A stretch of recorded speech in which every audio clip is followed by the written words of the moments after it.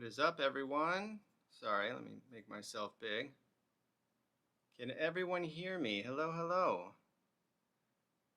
How's everyone doing? Tell me audio check is good. Testing, testing. Should be good to go. Thank you for joining me. Let me know if you have any issues in the chat. I will be answering questions towards the end, and need to make a few announcements. One of them, the biggest announcement is, thank you very much.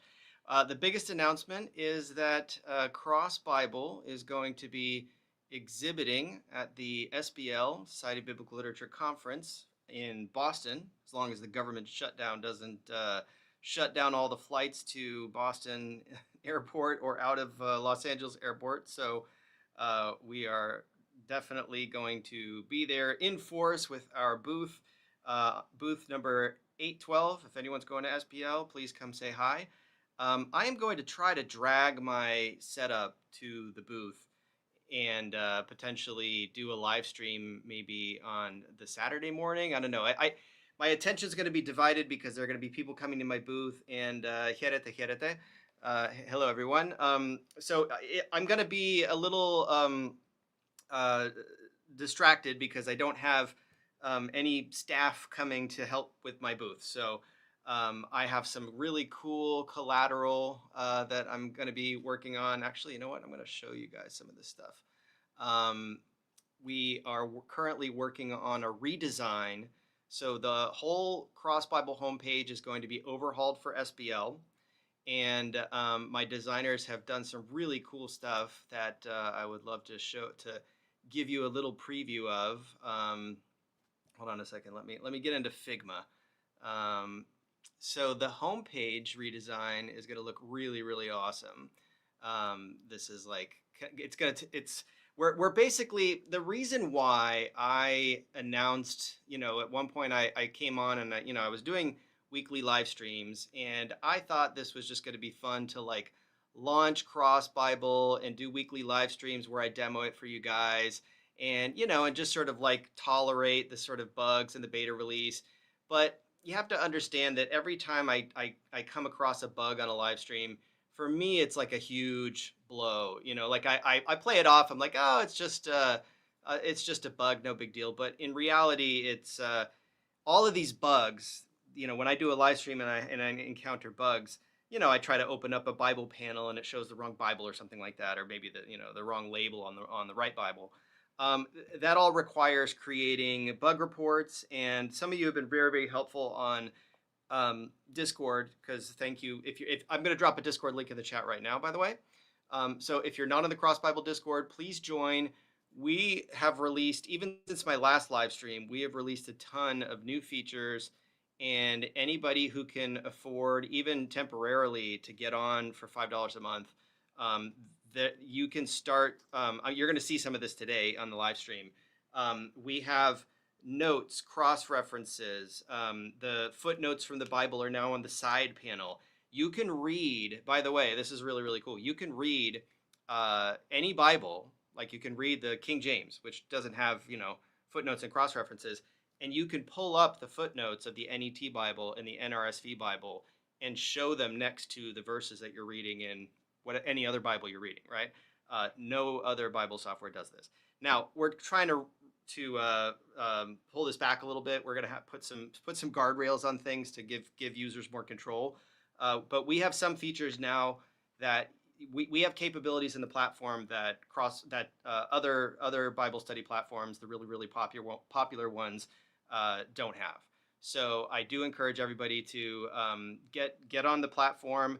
There are two different ways to support us, right? So if you want to use this evolving, cutting edge Bible study software, you can go on to crossbible.com. You can register for free. And when you register for free, you get access to certain customizations, and it's all free, and it just helps us grow our audience. And for as little as $5 a month, you can unlock a ton of new Bible study features. And then we have a $10 a month tier that unlocks a few additional features. We're still working out the tiers. And the $20 a month patron tier is what, that unlocks the whole Greek module that I created and other things, if you really want to, help us out. Now, on the Patreon, I opened up the Patreon because some people just don't want to subscribe to the Bible software, and I get that. You know, that maybe they want to watch the content, and they don't necessarily want to. Maybe they're not interested in Bible software. That's fair enough. I have the Patreon account for that, but I wanted to take a moment to thank everybody who is supporting me on Patreon. That is, it's very, very helpful.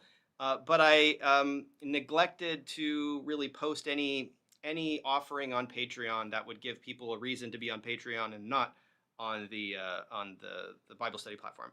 So today I'm going to be discussing this whole scandal between Wes Huff and and AlexOConnor on Twitter. Not it hasn't quite exploded into a scandal, but it is interesting, and it does because it pertains to Greek. I felt like this was a good opportunity for me to kind of do something in my wheelhouse a little bit. And I am going to be showing an interactive lucid chart that I'm building. It's still a work in progress. Tomorrow, I am going to make this a Patreon only feature. So this is similar to the timeline of the Bible. So anybody who's on Patreon, even on for all tiers, if you're on Patreon for $5 a month, you're going to get access to this new lucid chart diagram that I'm building that's interactive. That's going to have these really cool features that I'm going to demo today. And it's going to be integrated into a blog post that's a members only blog post, so that the people who have been supporting me on Patreon are now going to get access to this cool exclusive thing. So that's my way of saying thank you and giving back to the Patreon community. I will try to start doing more, get back onto the regular live stream, Saturday live stream schedules. Next week, I'm probably going to have a special guest. I won't announce it yet because, special guests can drop off, but that's going to be a fun one. And let's get into it for today. So a couple of things we hear, bro. Let's learn some Greek. All right. So, man, let me go on to the next. Hold on, let me give you a tab. All right. First of all, let me just show you. Let me just preview a couple things. The new Cross Bible homepage. This is gonna be cool, y'all. This is gonna be really cool. I'm scanning through it very, very quickly because some things are gonna be subject to change. So I don't want it to be like too, I don't want us to put cement on anything. Look at that. Mark Goodacre, Craig Keener, Mike Lacona. I'm getting a lot of really, really good reviews. These are all of our partners. Thank you to all of our partners. This is really, there's our Bible timeline poster. Really night and day. If you guys are familiar with the current homepage, I threw that homepage together on my own, and this one is just going to be really, really amazing. And a lot of these elements are going to be put into this huge banner that I'm going to have at the SBL conference. So next week is the live stream that I'm going to have a special guest on, and we're going to talk about some fun things like full preterism and Israel only, and going to be talking a lot about Paul. And then the week after that is SBL. So that's the moment of truth for me. That's where Cross Bible is going to be on display next to all of my, competitors. We're going to probably be within eyeshot of like Logos Bible Software and all these companies that have $10,000 booths, with like all of these huge banners and stuff like that. And I'm going to be over in the corner. I don't even have carpet in my booth. This stuff is really expensive. It's really going to be David and Goliath. I'm David, of course, and the Goliaths in the room. I mean, they're all the big legacy Bible software that spend a ton of money on marketing, and they got all the influencers plugging them. And all I have is my little live stream with 12 people who are my early adopters and supporters. But you know what that gives me the ability to do is it gives me the ability to crap all over YouTubers who have big followings who are not going to lose any sleep over the fact that I'm criticizing them on this live stream. Okay. Now I'm going to be nice. Okay. I'm going to be fair. I'm not going to be mean to these people, but I think it is important that, in this community that people are open to constructive criticism, right? I am open to constructive criticism. I get a lot of it. And, when I do get criticism, I try to be gracious about it, and I go into the comments and I fix my mistakes, right? But 11 is an awesome number. Sorry, I didn't get that. So let me show you guys one thing. Oh, real quick. Let me just address something. Okay. Let me just address an elephant in the room. This does pertain to Greek. So I make a community post, right, to announce this live stream. I get a few, my buddy Steven leaves a nice message. My buddy Zach leaves a nice message. Like, people leave nice messages, and boom, I get a troll, an anonymous troll. Now, this is the thing. Like, I thought that you would really need to have like a big following with, like, thousands of comments to, like, for 1/3 of your comments to be trolls, right? For out of 3 comments, one of them is troll. And the guy says, "Oh, so you're going to copy and paste from a lexicon? Super informative. Can't wait." Yes, I'm going to copy and paste from a lexicon because the lexicons are cool, right? So, but I'm going to do it in a way that's a bit more digestible and presentable, and I'm going to sort of shed light on how we're actually supposed to use lexicons. So, whatever, I could ignore it, but I didn't. I took the bait, and I said, "Pape, dystυχώς φαινετέπως άπειροση," which basically means, "Wow, unfortunately, it seems like you are you may be ignorant." This dude corrects me and gives me an asterisk and says os. Now, for those of you who aren't following, I said pos. Now, fenete pos is, I mean, I speak modern Greek and I know ancient Greek, right? I span the whole timeline of Greek in my studies. Now, for me, it's very natural to say, it seems like, fenete pos apirosi, right? Like, it seems like you're ignorant. You're not aware of the kind of content I produce. You're just a troll commenting with no insight. And he corrects me and says os. Now, I could have said fenete os apiros e, right? It's not wrong, but what I said was just fine, and I checked it, right? Like, here's the thing: if I respond to you in ancient Greek and you have the wherewithal to, like, correct me, or you ask ChatGPT or something like that, and ChatGPT says, "Oh no, he said it wrong," then correct me. By all means, correct me.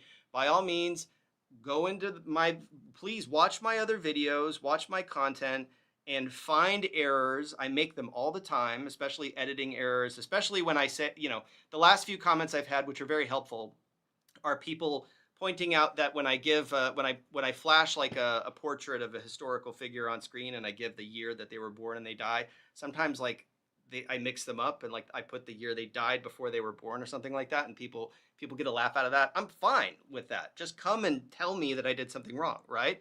But I pointed out lathos, that's wrong. Phenetepos si dite lexikou phile, right? It seems like you're the one who needs the lexicon. So there's nothing wrong with using lexicons, right? We just have to use them appropriately. Now, what I'm going to start by commenting on is this Twitter exchange that we have going on between Wes and AlexOConnor, because it's very insightful. Now, I don't know if this is big enough for people to read, but it starts out by he's saying, this is what Wes Huff says. Oh, sorry.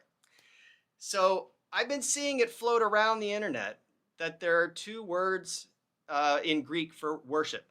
Okay, that being proskyneo and latrevo, right? Latrevo, right? Proskyneo, latrevo. I say latrevo. He probably says lutreio or whatever. This, I'm afraid, either reveals that the people repeating either don't know Greek themselves, and of course Wes Huff knows some Greek, or are operating on an intro first year level of Greek competency. Ooh, shots fired, right? In Greek, there are several words used to express the concept of worship, each with slightly different nuances. The most common term is proskyneo.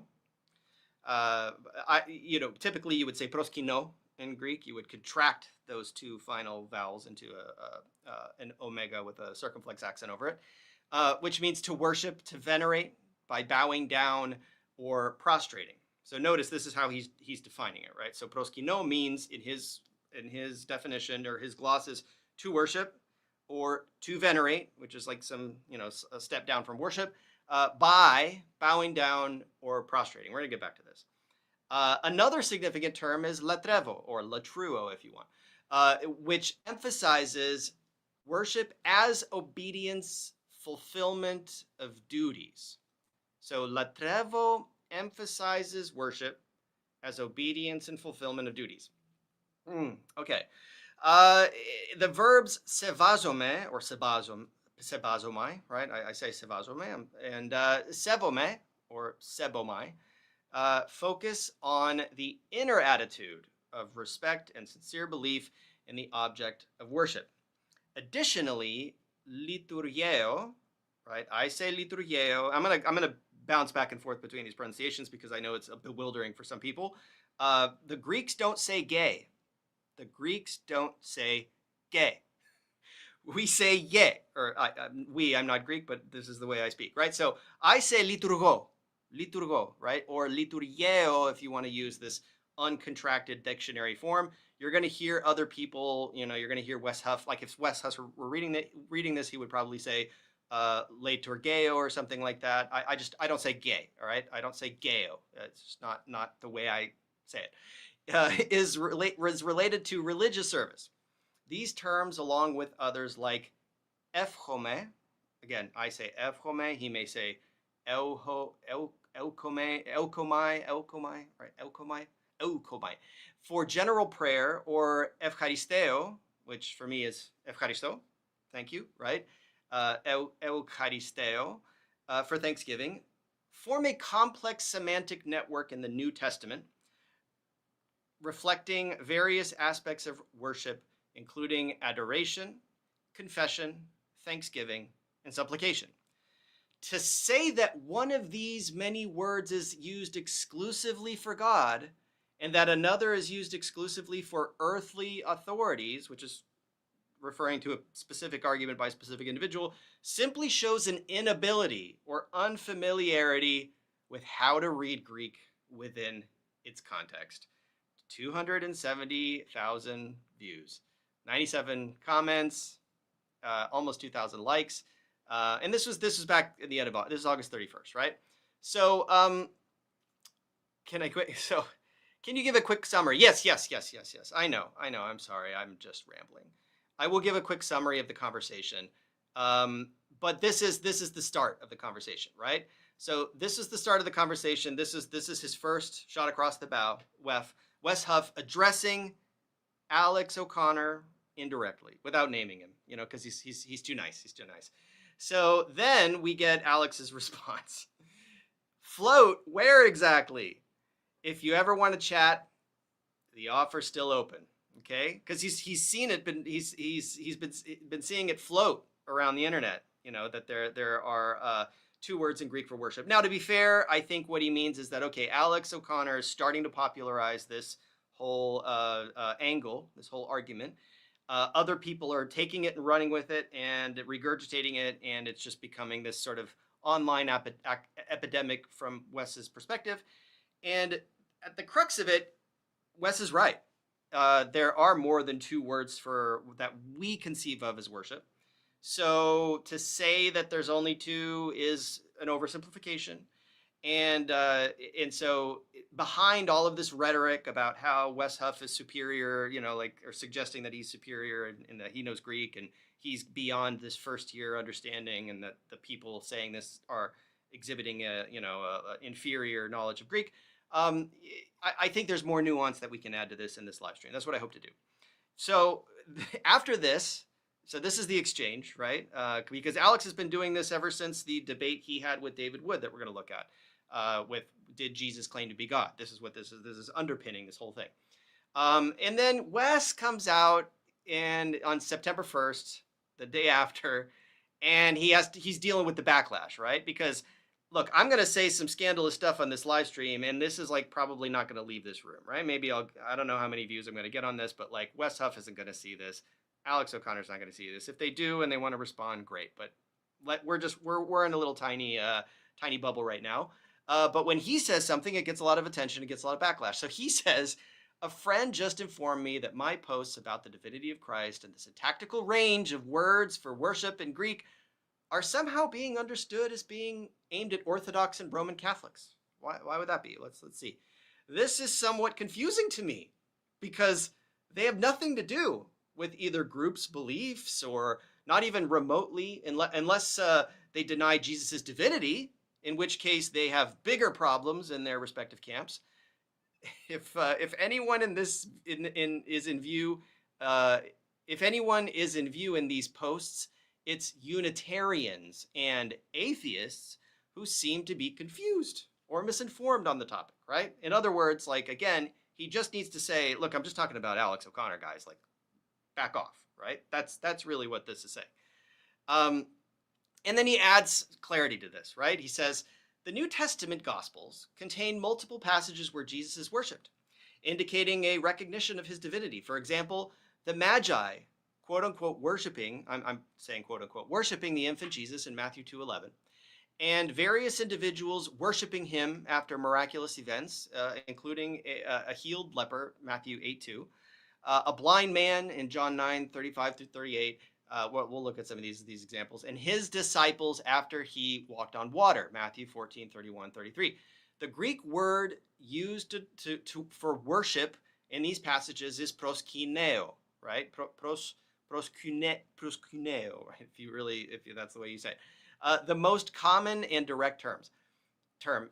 This most common and direct term. Okay. This act of worship is significant because in the Old Testament, worship was reserved for God, right? That's the crux. Worship was reserved for God in the Old Testament, and he's saying that the word here we're talking about is proskyneo. The Gospel of Luke also records the disciples worshiping, proskyneo again, Jesus after his ascension, Luke 24:52. Additionally, Matthew's gospel describes children praising Jesus in the temple, Matthew 21:15 through 16.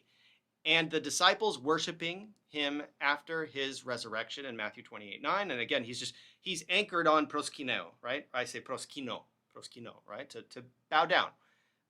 This is significant, seeing as Jesus himself references Deuteronomy 6:13, saying to worship, again, proskyneo, the Lord your God and him only. These instances of worship, and he's just talking about one word here, not only support the historical belief in Jesus' divinity, the belief in Jesus' divinity is a historical belief, okay, but are seen as a fundamental response to recognizing his true nature as it is recognized by his immediate audience. So he's really leaning into this. Now, there was an interesting comment that lots of comments under this. Lots of comments from people like this who say, I'm no Greek scholar, but your extremely strong assertion here seems to be completely contradictory to thousands of years of a multitude of other scholars teaching and showing these differences that you deny. But maybe there's something I'm misunderstanding, and maybe somebody, Jimmy Akin 3000 could point out. My guess is maybe there's some doctrinal development, refinement, or change in colloquial use of certain terms. He's talking about Greek use, right? But it also doesn't make sense that several different words would mean the same thing. And there are such things as synonyms, so that's not necessarily true. But he says, from my understanding, languages don't develop like that. And we'll see how languages develop, right? We're going to talk about that.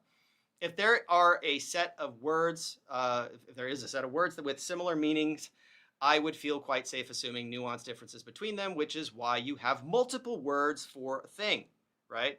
And here he has worship and veneration in the Catholic Church, and he has these terms, latria, and these are Greek terms, latria, hyperdulia, right? Hyper servitude, right? Super worship, and then protodulia, which is like primary worship, right? First worship. And then just dulia, which is servitude, right?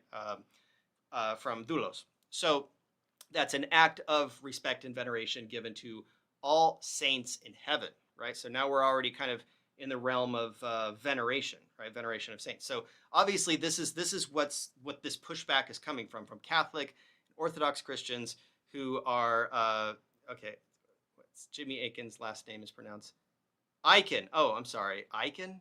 Really? Wait, Aiken. Didn't I say Aiken? Geez, I didn't come here to talk about English, guys. I came here to talk about Greek because I am impaired when it comes to English, but I'm less impaired when it comes to Greek. So, look, the main thing I want people to take away, if you're not going to sit here and listen to me ramble and get into the Greek, is that we are definitely in a kind of Anglophone cultural bubble where we're sort of self-reflecting here, like we're looking into this mirror, where we're largely a monolingual culture, and we really believe we're the center of everything as English speakers because that's what it seems like to us. So we have this concept of worshiping, right? And if you're an evangelical Protestant, this is your concept of worshiping. It's like you're going to you're going to church, you're doing this thing, you're putting your hands up, you're receiving like the Spirit through your hands, and you're singing psalms and praises. That's what we would consider like this is. You see this picture, what are these people doing? Your knee-jerk reaction, oh, they're worshiping, right? Maybe you say they're singing, but for the most part, this is a visual encapsulation of what we would consider, what we would label as worship. A lot of other contemporary cultures would not necessarily say that this is worship, right? For Eastern Orthodox, worship looks very, very different. Nobody's putting their hands up here. So if your idea of worship is this, and then you walk into this church, because this was my experience, right? Coming from this, going to Russia and seeing this, you would think, well, these people aren't really worshiping, right? They're just standing around, like they're just, but there is a sort of a aspect of servitude involved in this, where you also get, proskinesis, right? You get this bowing down practice as well, which you also get in Protestant churches with the altar calls. I mean, lots of people are bowing down, but there's different ways to approach this sort of concept that we have in our modern monotheistic culture, and you really, really can't retroject it back into Greek very cleanly. You can sometimes, but you gotta pay attention to the nuance. And if you're not really skilled in the language, you gotta sort of lean on information and resources that present the language. What do we have here? This is worship, right? This is a litany, or as I would say in my American pronunciation, a litany, right? Litania. This is a procession with the banners, and this is also part of worship. This also falls into the under that umbrella of a liturgical practice, right? So this is the sort of pilot for this discussion, is that we're dealing with a lot of different concepts, and what we have on one side is we have AlexOConnor saying there are two words for worship. We have Wes pushing back and saying, no, there are basically like a constellation of terms. But he limits it to the New Testament, and he does some things that I think are just sort of like a little imprecise, but whatever, it's Twitter, right? I'm going to give him a break. But let's look at where this whole thing kind of started, which is the AlexOConnor and David Wood debate. Now, I was at this debate. I managed to get a question at the Q&A. And this is what started turning my gears about this, because it's a very fascinating discussion. Let me see. Okay, so, excuse me. So here you're going to have, and let's skip to Alex's statements here.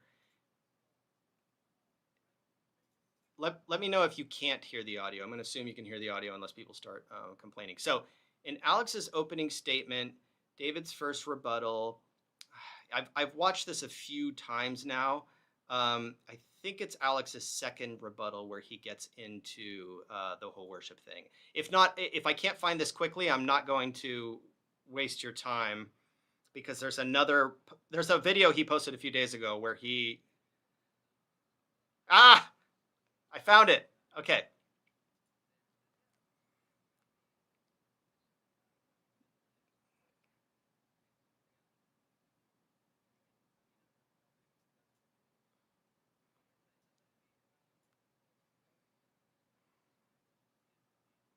Yeah, so the thing I want you to pay attention here, oh, you can't hear it. Okay.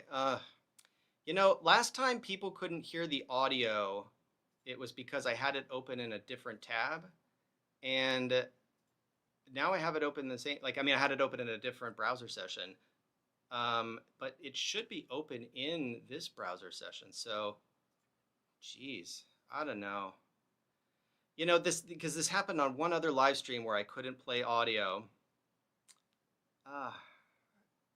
That's really unfortunate. I'm assuming nobody can hear it. Let me remove it, and let's see. I'm going to stop the screen share. I'm going to add it again, and I'm going to need somebody to chime in on the chat and just tell me if they can hear this. Hold on.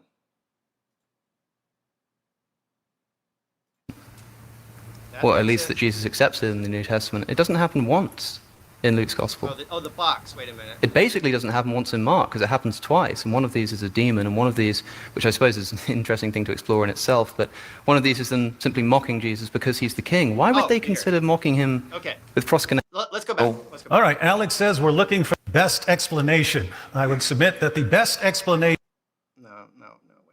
Okay, Alex's second. Rebuttal. Okay, I suppose I really want to nail down on this worship point, since I was kind of getting at that at the end. And David says, yeah, proskyneo can mean just simply bowing down, but in a religious context, it means something else. Like, what do you mean? How do you know that without begging the question? How do you know that without begging the question, right? And you know this by analysis of the language, right? This is a philological question, ultimately, right? The video is much louder than your mic. Oh, that's good, though. Oh, so I won't try to talk over the video. Thanks. All right. Like I say, let's actually evaluate. That's what I was sort of going through, how many times proskyneo worship is given to Jesus in the New Testament. Or at least that Jesus accepts it in the New Testament. It doesn't happen once in Luke's Gospel. So the thing to pay attention here is he says proskyneo worship. Proskyneo worship. So he's combining them. He's taking a Greek verb that means to bow down, like proskyneo means I bow down, and he's saying bow down worship, basically is what he's saying. He's creating a hybrid compound term to basically take a word that has a broad semantic range and narrow it down into, he's coining a word that has a narrow semantic range when the underlying word has a broad semantic range. It can mean just bow down, but in a religious context, we can translate it as worship if in the circumstance, that's how we would describe it in English, right? Whereas in other languages, that might not be appropriate. In modern Greek, we would probably not translate it. We would just say proskyneo, because Greeks get this, and Anglophones don't, generally. It basically doesn't happen once in Mark, because it happens twice, and one of these is a demon, and one of these, which I suppose is an interesting thing to explore in itself, but one of these is them simply mocking Jesus because he's the king. Why would they consider mocking him with proskyneo worship if he was claiming to be king of the Jews? Because that's what proskyneo means. If proskyneo can mean actually worship of the kind that lειτουργέω usually gets at, that is worship, cultic worship of a religious figure, as David suggests, here's a riddle for you. Why isn't it given to Jesus after Jesus ascends? Why isn't it that people are offering proskyneo worship after Jesus ascends, except at the moment of his ascension at the end of Luke's Gospel, which, as I say, is contested in our manuscript tradition? Yeah, so again, he's forming a noun out of a verb combined with an English word just to define a narrow semantic range of a concept of giving proskyneo worship, right? This isn't, we're not in Greek anymore, right? He's trying to lower this down to the level of like a layman's understanding, and there are some issues here. Anyway, why not? Because it refers to a physical action. Yes. Because it's not referring to worship of the kind that David wants it to be in this context. In John's Gospel, which we didn't get to, how many times does Jesus accept worship? Again, how many times does he accept worship? In other words, how many times does he let people bow down to him? Is effectively what this is debating. The answer again is once. Just once it happens in John chapter 9. This is the man who was born blind, who I mentioned earlier. In verse 38, he says to Jesus, "Lord, I believe," and he worshipped him. Except he doesn't say so in Papyrus 75, he doesn't say so in Codex Sinaiticus, he doesn't say so in Codex Washingtonianus. Totally totally just going over everybody's heads, right? Like, whoo, whoo, whoo, whoo. No, nobody's like, I mean, not a lot of people are tracking with what he's saying, I assume. So here's the interesting thing. Again, we're in this bubble, right? We're all Anglophones. Everybody in that room is an Anglophone. Like, we're all just sort of trying to understand this through the lens of English. We have an idea of a preconceived notion of what we think worship means, and he's just trying to take this this Greek concept and put it into terms that we can grapple with, right? Because how is it that you have a word that means bow down, but then it gets translated in certain contexts as worship, right? Now, because I speak other languages, the speaking multiple languages helps put this into sort of cultural perspective, right? Because, for example, in Russian, like, which is by far my strongest foreign language, a little stronger than my Greek, they don't really have a term for worship either, right? Like, we could say обожать, but the problem is that that word gets used a lot just to say that you really like something, right? Like, обожаю мороженое, I worship ice cream. In English, I mean, I suppose I could exaggerate and say, oh, I worship ice cream. It's great. But it sounds a little weird, right? It's not something I would say every day. In Russian, you would literally say that's considered hyperbole, right? The same thing in modern Greek. You know, these terms have not died out, by the way. They're still used in Greek. And the dichotomy that he's providing is basically that there are only two terms. There's proskynēω, bowing down, and he's saying, like, just because you're bowing down doesn't mean you're bowing down to a deity. So just because people are bowing down to Jesus doesn't necessarily mean that they think he is equivalent with the God of Israel. That's the argument, right? He's saying that in order for human beings to take some kind of an action towards Jesus in a way that would be unambiguous and would somehow indicate his divinity, is that they would have to worship him using the verb lατρεύω, or as he says, lειτουργέω. So that's the argument, that basically proskυνέω, it means to bow down. It's used in religious context, but it's not a definitive, like, you can't hang your hat on that term and say, this means Jesus is God because they're bowing down to him, and no, you can't bow down to anyone but God. Alex is right to point out that no, you can bow down to like anyone, right? Wes Huff's tweet was saying the opposite. Wes Huff's tweet was saying, no. If people are bowing down to Jesus, he's he's the Lord God of Israel. Like that's what he is if they're bowing down to him, because otherwise they wouldn't bow down to him. Alex is calling that out, and he's saying, no, it needs to be specifically λατρεύω, which really in modern Greek, λατρεύω does pretty cleanly map onto the term worship, right? But we're going to see in ancient Greek that wasn't necessarily the case, because in ancient Greek, λατρεύω still carried on some of its original meanings that didn't necessarily have that cultic service connotation, because λατρεύω really means to serve at its root.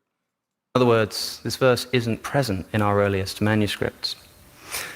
We're pretty confident that there are elements of the Gospels which are later interpolations, most famously the ending of Mark's Gospel, which is not in our earliest manuscripts, and the story of the adulterous woman, let he who is without sin cast the first stone, which are not in our early manuscripts. I'm interested as to whether David thinks that there are things in the Gospels which didn't actually happen, either because they're recorded incorrectly or because they are later interpolations. But at least in this case of worship, it seems to be a later interpolation. But at best, which, again, I mean, what's the implication of it being a later interpolation? It means that it does mean worship, and the later interpolator is trying to pin that down on Jesus. We've got one instance of Jesus accepting worship in John's Gospel, and our manuscript evidence seems to suggest that there's none. So if that were not a contested passage, what would that mean? Would that mean that that John does say that Jesus is the equivalent to God the Father? Whether we like to admit it or not, people decide if they like us in the first few minutes of meeting us. Wow. If worshipping Jesus is supposed to be some indication of his divinity, then why is it only Matthew's Gospel who seems to mention anything to do with worship, and uses a term when there's another one available to indicate cultic religious worship to someone who's divine? Yet he chooses a word which just means physical prostration before someone who has a higher authority, like... Yeah. I don't know. I really like the delivery here. I really like the way that this argument is structured. I think it's it's logically sound, right? Like if that were the case, if proskynesis merely and only refers to bowing down and is not applicable in a cultic context towards a divinity, then yeah, you can't. He's disqualifying that evidence, but that's assuming that it doesn't apply in context to cultic worship, and it does. So I have to say that like my knee-jerk reaction to this when I first heard it is that it did seem a little philologically naive, just like but it does mean worship in certain contexts, right? But then again, latrεύω means worship in certain contexts, and we have a trajectory from ancient Greek into the Hellenistic period when these words start to take on Jewish, Hellenistic Jewish, and then Christian connotations. So again, we're going to do a deep dive because this is really skimming the surface, and I think it's at the detriment of the listener. I don't know, maybe the Messiah. Like, the disciples bow down and worship Jesus. At what point do you think they began to get the picture that he was God? They knew that he was the Messiah for a long time, but I genuinely don't know when David thinks they began to realize that this person was God. Do you think there might be an instance of them offering proskyneo worship to Jesus before they'd fully realized that? Offering proskyneo worship to Jesus, or just bowing down to Jesus, right? Like, same thing. I think so. Because proskyneo worship is a physical action that's given to people who are of a higher authority. Oh, okay, I see. So you guys are saying a warning of switching video. Oh, okay, I get it. I'm sorry. Just to belabor this point, in the Septuagint, here are some examples of proskyneo worship. Lot worships two angels in Genesis. Abraham worships the Hittites. Isaac blesses Jacob to have all the nations on earth worship him in Genesis. Jacob worships Esau. Joseph's brothers worship him. Abigail worships David's servants in 1 Samuel. Saul worships the dead Samuel. So you see this rhetorical device here, and I hope this. Let me know if this transition is better, right? So transitioning from medium audio to my microphone's audio. I don't know. I don't want to break my microphone by trying to turn it up. So what he's doing right now is he's mistranslating the term proskyneo in contexts where it would reasonably be translated as bow down. Right? He's running through a list of instances, of occurrences of the verb proskyneo, where the gloss should be bow down, and he's substituting it with worship to illustrate a point that it doesn't mean worship. But the point is that it doesn't mean worship in those contexts. So all he's doing right now is just mistranslating the word over and over again, right? And I get it. It's scoring a rhetorical point at the expense of any kind of philological rigor, right? Like there's none. This is kind of the bar is kind of low right here, in my opinion. In 1 Samuel, the sons of prophets worship Elijah in 2 Kings. David worships the temple. Yeah, he doesn't. In Psalm 5. He doesn't. He's that's not what's going on. Alex knows that, but this is rhetoric.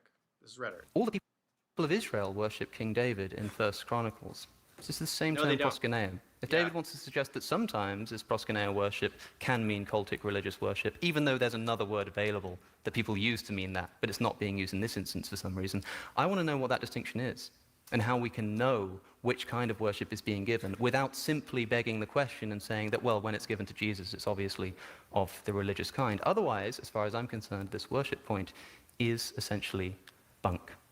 Some of you might be thinking, hold on a second, in the temptation in the desert, Satan asks Jesus to worship him. And what does Satan say? Do you know? He says, it is written, worship God and serve him only. So you're only supposed to worship God. And people say that this is an indication that any worship of anybody other than God would be immoral. That interpretation cannot be the case. Firstly, because it would condemn all of the people that I've just listed to be sinners, including the entire assembly of Israel. Yeah, no, it wouldn't. So, look, the underlying argument here is valid, right? Like he's just saying that the mere fact that this word is used doesn't imply that it means worship. In order for it to imply that it means worship, we need to use another word. And then, look, I do appreciate like Alex a lot for a lot of, like his intellectual honesty when he approaches some certain things. And you know, there is a point here where I actually introduce my question to him. If you and can't put the P word, I want to let you know that if you haven't seen Scripture this tells already, us this that is his response coming from to the me. NIV, who being in very nature God, and then take the NASB for morphe, who as he already existed in the form So I'm of asking him. God, I'm not in asking him morphe about this theou, worship and then thing. he takes on the form of a servant, morphe dhulu. So can you guys justify why you prefer those specific translations that you used of the Greek word morphe and the Christ hymn in Philippians 2? Let's start with Alex. Sure. So the context in which I think I brought that up, unless I'm misremembering, is James Dunn's interpretation of the passage. So I suppose I'm trying to make that passage make sense in light of my view. It could be wrong. It could be the wrong idea. It could mean existing in the form of God in the sense of being like an exalted being, exalted to the level of God. That might be the case. I don't exactly have a preference. To me, the question of Paul's Christology is secondary to the question of Jesus claiming to be God. Of course, it is interesting why Paul might have a high Christology, or that itself is, of course, debated. But I think it's an interesting idea to explore, but I'm happy for the sake of argument to just grant that Paul had a high Christology. So I don't know which is the best interpretation. I think you would be a much better person to inform. And in fact, I'd like to know your opinion. I spoke to this chap earlier, and you sort of you run a biblical Greek cross-comparison website. So I would love to know what your interpretation of the verse is, or the word, I mean. Yeah. All right, and then David gets I made a cut of this in an interview that I did with Derek Lambert over at Myth Vision Podcast, where we talked about the Philippians hymn and look, I just want to say I do appreciate Alex and his approach to this, and like, you know, he was very deferential, and he knows when to kind of like pivot and like what strong suits he needs to lean into. Like obviously Greek is not his thing. It's not really David Wood's thing either. And a lot of what they're debating is debating points of Greek at length, and it's just not quite it's not a fair I don't know, it's a little cringy, let's put it that way. We need to do better. Now, if another thing I wanted to point out here is that a couple of days ago Alex posted this video. And this is one that also is worth spotlighting, because it gets into the same. Let me add another one to the stage. It gets into the same. Hold on a second. The same points, but hold on. Let me get this screen share. But I think his summary here is a bit more. I think he's refined this a bit since his debate. So let's see the way he delivers it here. Of Christ, like the people at the time worshiping him. This is another big thing, like worship. Worship is something that's only given to God. In fact, when worship is something that's only given to God. In the Gospels of Luke and Matthew, Jesus is in the. What is he referring to by worship? Right, he's talking about latria or latreia, right? Like he's talking about worship as a noun. Desert, being tempted by Satan, and Satan says, "If you just bow down and worship me, I will give you all of this land." And Jesus says, "Worship God and serve him only." And yet, throughout the Gospels, Jesus is worshipped and he accepts worship. So he must be God, right? A few things to note. First, how many times actually, the first important thing to note is what the word worship means. It's difficult to define even in English, but in Greek... It's difficult to define even in English. That's an interesting little side note, right? Like that we don't even have a narrow fixed definition for this, right? There are two words that are typically translated as worship in the New Testament. One is proskyneo, and one is latuo. Proskyneo and latrevo. If you want to, that's just that's the way I say it. Proskyneo just means to sort of bow down or prostrate yourself before a higher authority. And by the way, just so you guys know, like what's going on here. So, proskyneo, right? Proskyneo, like the way he's saying it, that is the sort of dictionary form of that verb, right? It's uncontracted. It has an epsilon omega at the end, eo. That's the way it's listed in the dictionary. That's the sort of underlying form of the verb. if anybody is going to say in the first person, I bow down, they're going to say proskino or proskuno, right? Proskuno, right? It's going to have the omega at the end. That's why I say proskino and not proskuneo, because it's just, again, I use modern Greek pronunciation, and because that ending typically gets contracted. So when we say things like proskuneo, what we're doing is we're just sort of emulating the way that it's listed in the dictionary, the sort of like the category of that verb. Latruo tends to refer to like cultic religious worship of the kind that you might give to God.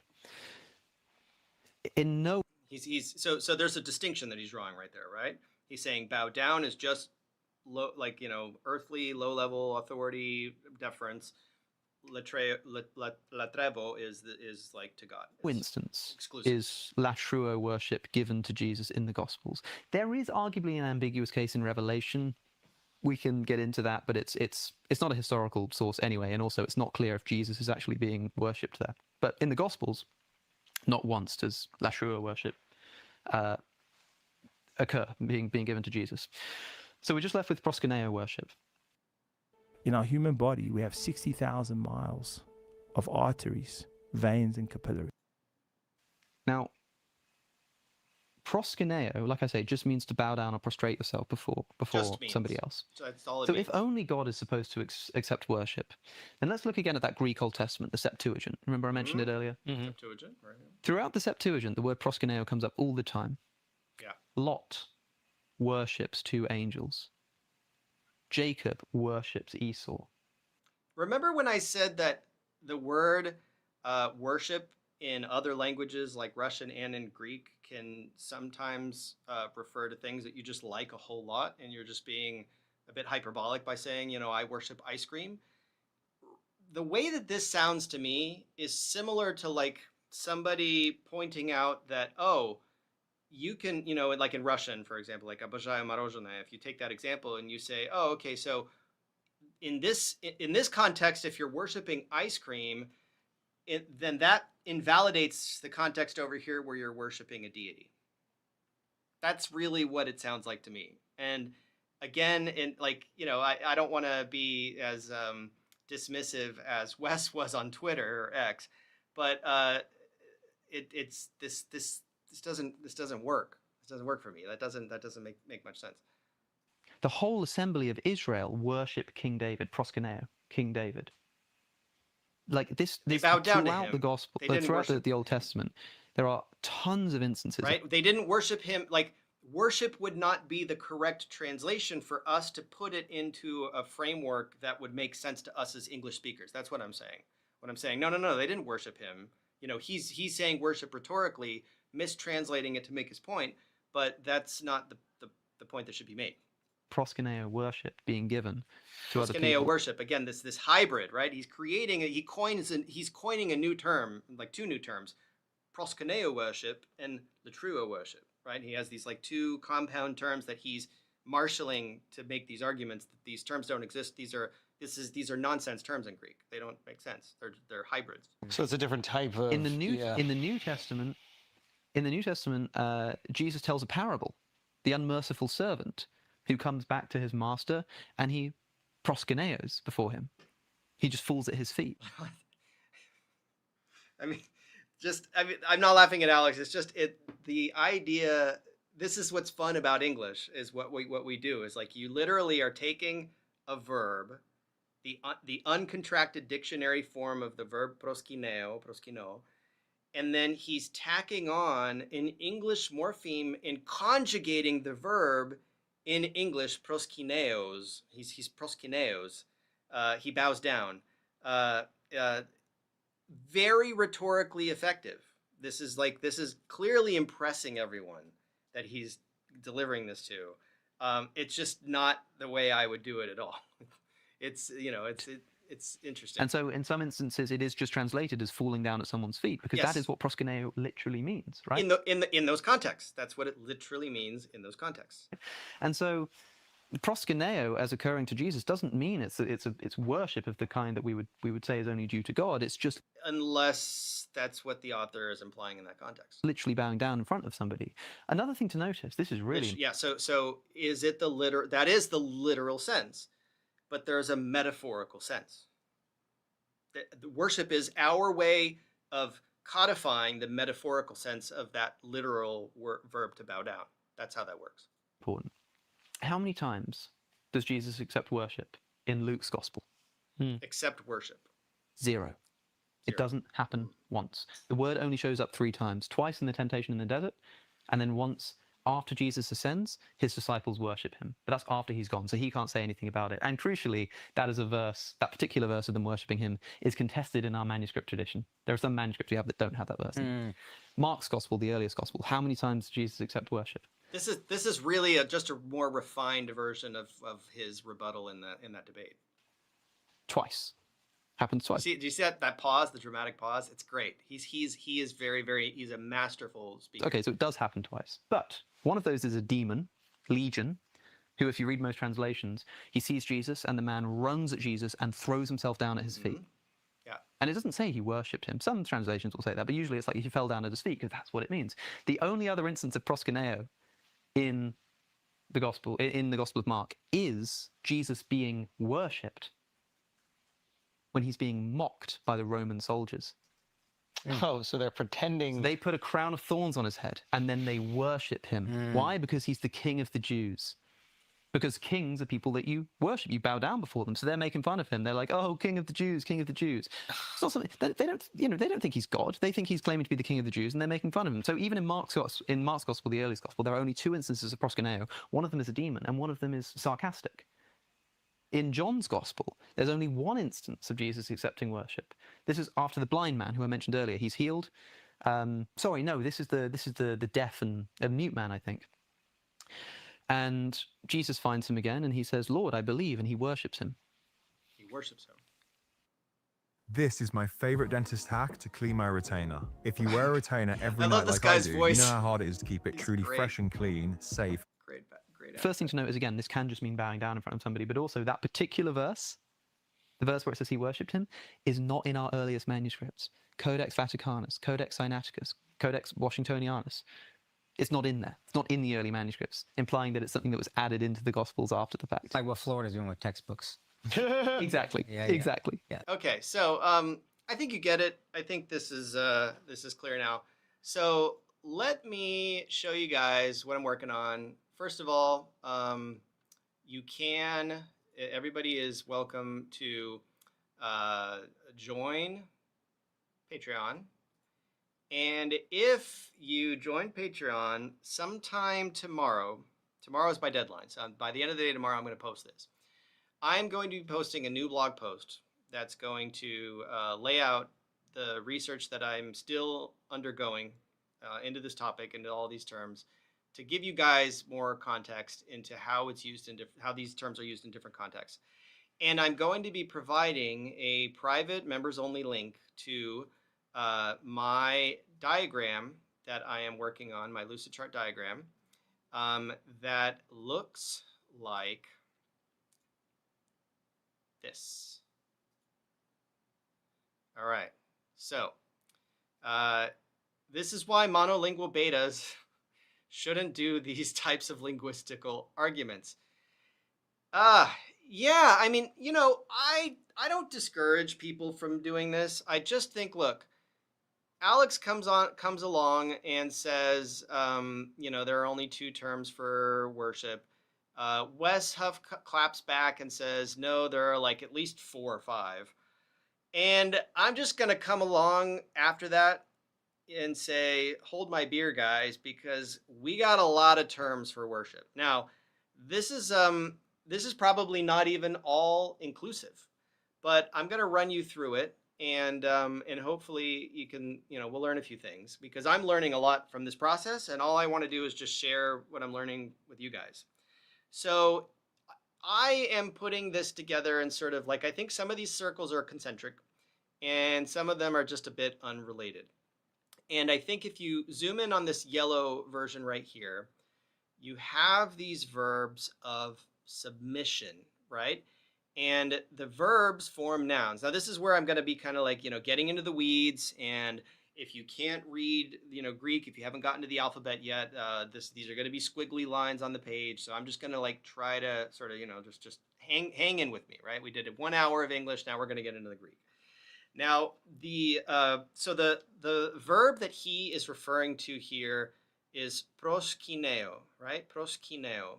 And again, I'm using the pronunciation that I find comfortable with. Obviously, it's proskyneo or something like that. And really, this is a contract verb, right? So that eo contracts to omega with a circumflex. Proskyno, proskyno. Now, kino, interestingly, kino is the verb to kiss. That's what it means, right? So it starts out as this gesture where you're kissing, you're bowing, kissing the ring, and when you attach to it this prefix pros, what you're effectively doing is that you're doing it in front of the object of your reverence, right? So this is a gesture of reverential submission towards someone, pros, towards kino.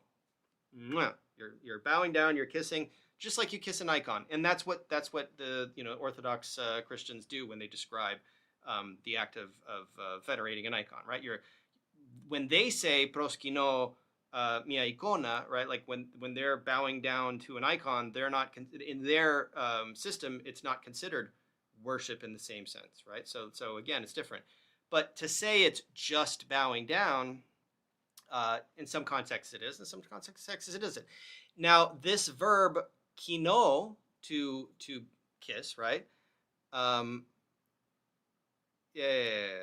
a little. Wait, let's just be nice. Let's be nice. How do you say in ancient Greek? No vulgarity. Yeah, preposition and verb. Yes, so we got the preposition pros. Now, okay, pros is a preposition when it's by itself. It is a prefix that is derived from a preposition, which implies, so basically you're bowing down in front of someone, and then so that's what makes it proskino as opposed to just kino, right? Which would be to kiss or to bow in any direction, right? Proskino gives it direction. It means it's in front of, right? Like towards, pros. Now, kinesis or kunesis, right? Kinesis is just the noun that gets derived from that. So proskinesis, which the accent would recede there. That's going to be the act of bowing down in front of somebody, which we have in English. We have this Greek term in English. We say proskinesis, right? Or proskinesis or something like that. So if when you for the people who are Patreon subscribers, thank you very much. You're going to get access to this tomorrow. And when you do, all of these will have little notes for you with transliterations, with basic glosses for you to open up. And they will also have a link to Perseus Tufts here if you want to look it up in Perseus Tufts. So every single entity on this diagram is going to have those two things for you, a note and a link. Just like our timeline of the Bible feature, which you can explore on crossbible.com, and you can order one of our posters if you want a hard copy of it. So we have proskino, I am bowing down, right? In front of someone. Proskinesis, which is the act of bowing down in front of someone. Proskinesis versus proskino. Then we have pro or pros pipto, right? Pipto it means to fall down, right? So if I fall down, pipto, right? Pefto in modern Greek. So pipto is you're falling down, and it just so happens that when you're prospipto towards someone, it's basically the same as proskinesis, right? It's the same thing as proskino, but it implies not that you're bowing down and kissing, literally. It implies that you're just falling to your knees, right? You're just like you're bowing down, but it's a bit more. It has a bit more flair to it. And then you can also have the prefix or the preposition pro as opposed to pros, which just means in front of as opposed to towards, right? So we have both of those. Pipto, propipto, prospipto, and you have all the information here in the note tab, and we also have a link to Perseus. And this forms a noun. proptosis, or ptosis is just the fall, right? It's the noun that's derived from the verb pipto, to fall, and then it becomes fall. So proskinesis and proptosis are basically synonyms. One of them is like just the reverential bowing and maybe kissing towards something that you are showing reverence or respect to, but you're submitting to. It's a physical act that has a kind of spiritual sense to it, right? And then we also have prospipto, to fall down in front of, and proptosis, right? So we have the falling in front. So these are the terms that refer to submission that in a religious context can be translated so that our, English-speaking brains can understand it, can be translated as worship. In Neo Prototype saying, sorry, I meant to ask preposition plus verb equals new verb, or is it being conjugated like kino would be without pro? Well, in both cases, you can conjugate them. So they're going to run through the entire paradigm of conjugations. It's just some of them are going to have the prefix, which changes the meaning in every single conjugation, right? The conjugations are just sort of these manifestations that represent the person and the number, first person plural, and and so on. First person singular, first person plural, like I, you, we. So I bow down, you bow down, he bows down, versus I bow down towards, you bow down towards, he bows down towards. In English, we have to stack all of these additional words, we make phrases where in Greek they make compounds. They make these little like compound words, kind of like how Alex was saying proskyneo, worship, right? What he really meant was proskinesis. Like Greek already does that for you. We already have a word in English. We can say proskinesis. Most people don't know what that means, but I mean, if I'm not mistaken, let me just make sure I'm not saying something that's not true. Proskinesis. Yes, proskinesis. Look it up in the dictionary, people. Here it is in the chat. That is an English word. So what Alex is trying to do is not say, like, really, I think if you were going to do this properly and you're going to coin a term that's this hybrid of Greek and English, you would say proskinesis worship, right? You would say proskinesis worship. That's the way you would say it. But what he's doing is he's combining a verb and a noun. So let's look a little bit. I want to close out, first of all, let's zoom out a little bit and get an appreciation. So we've only touched on this first little circle, and I don't think we're going to have time to get into all of them. But I'm good. Again, for the people that really want to dig in, I'm going to put this on Patreon tomorrow. So you can either sign up for Patreon now, or you can sign up tomorrow. If you're really hardcore, I'm going to give away all of these goodies not give away. I mean, people are paying for this. To my Patreon supporters as a token of my appreciation, along with a blog post that's going to explain all this in detail so that you guys can dig on your own and you don't have to just listen to me ramble. So this first section, I have included in my slideshow, which I'm going to reveal now. And so it's an English word. Sometimes insulted me with proskinesis a long time ago. Someone insulted me with proskinesis. Somebody bowed down to you and you found it insulting. So let's look at some of these examples. So kinesis, right? Kinesis. So this is from the kiss of greeting to the posture of worship. That's the sort of transition that this word has gone from, right? So you can't really point at this older usage and say that it has any kind of explanatory power for older usage. That's an etymological fallacy, but we can kind of start figuring out like what's going on here, right? Because you got it all the way back in the Iliad and the Odyssey. He clasped his knees and kissed his hands, right? He's not worshiping him. He just kissed his hands, right? He kissed his head and shoulders, right? This is kineo, right? Kise, right? To kiss. So, but in solemn or sacred contexts, This kiss shades into reverential contact, a token of submission. The Greek mind saw touch and gesture as moral language, right? A kiss could seal friendship, loyalty, or worship. So again, it's transitioning in over time and in different contexts from affection, greeting, reverence, obeisance, right? Once you do this to an authority figure, then all of a sudden it's starting to have much more significance in depth. Now, proskyneo in the dictionary form, like to kiss toward, right, or bow down in a direction towards somebody, right? You add the prefix pros, and that becomes directional, right? It's not mutual. It's like submission to a superior, right? Which can definitely be effective in a religious connotation, right? So in a religious context. In Herodotus, Persians perform proskinesis before their king. The full prostration or kiss of the ground. Like they're literally kissing the ground, but they're figuratively worshiping? You know, like, are we going to play around with that word? Because maybe it works, right, in certain contexts. Depending on the level of submission, right? Depending on the level of reverence. Greeks viewed this as a barbarian custom, yet by the Hellenistic and biblical periods, it became the dominant word for the worship of God. Okay, so they fell down and worshipped prosekinisan, right? That's Matthew 2:11. They worshipped him. And again, we're taking this is they told me that proskinesis myself to someone. Oh, proskin. Yeah, that's weird. So again, Alex's argument is that worship is actually a mistranslation there. Oops.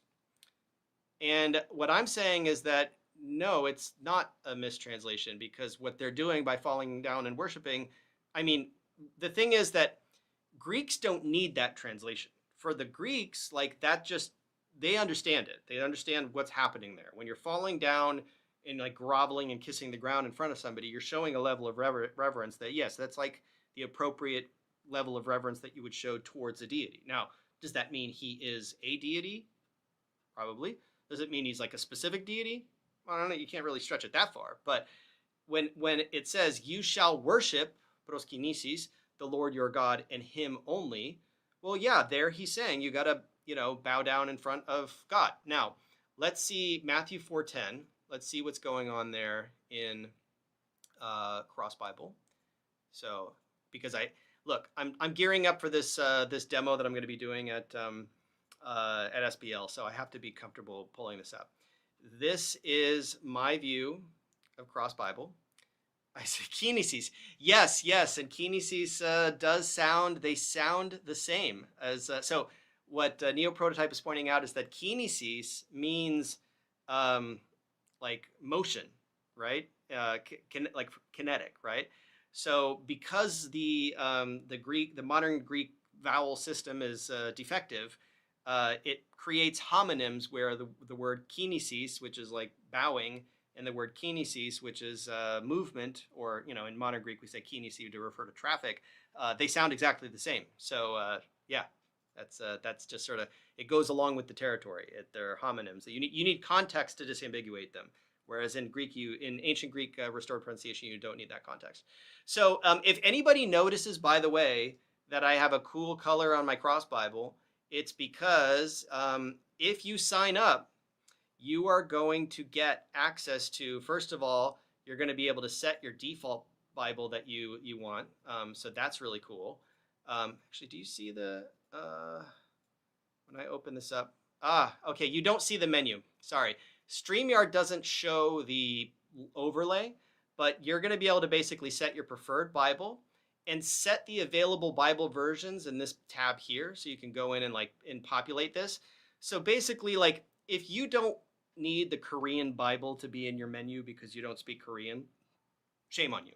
I don't need it. I don't speak Korean, right? So I don't have it in my Bible menu. So if you're using the free version of Cross Bible, every time you open up the Bible menu, you're going to see the whole list of, like, I think we're up to, or it must be up to 40 Bibles by now.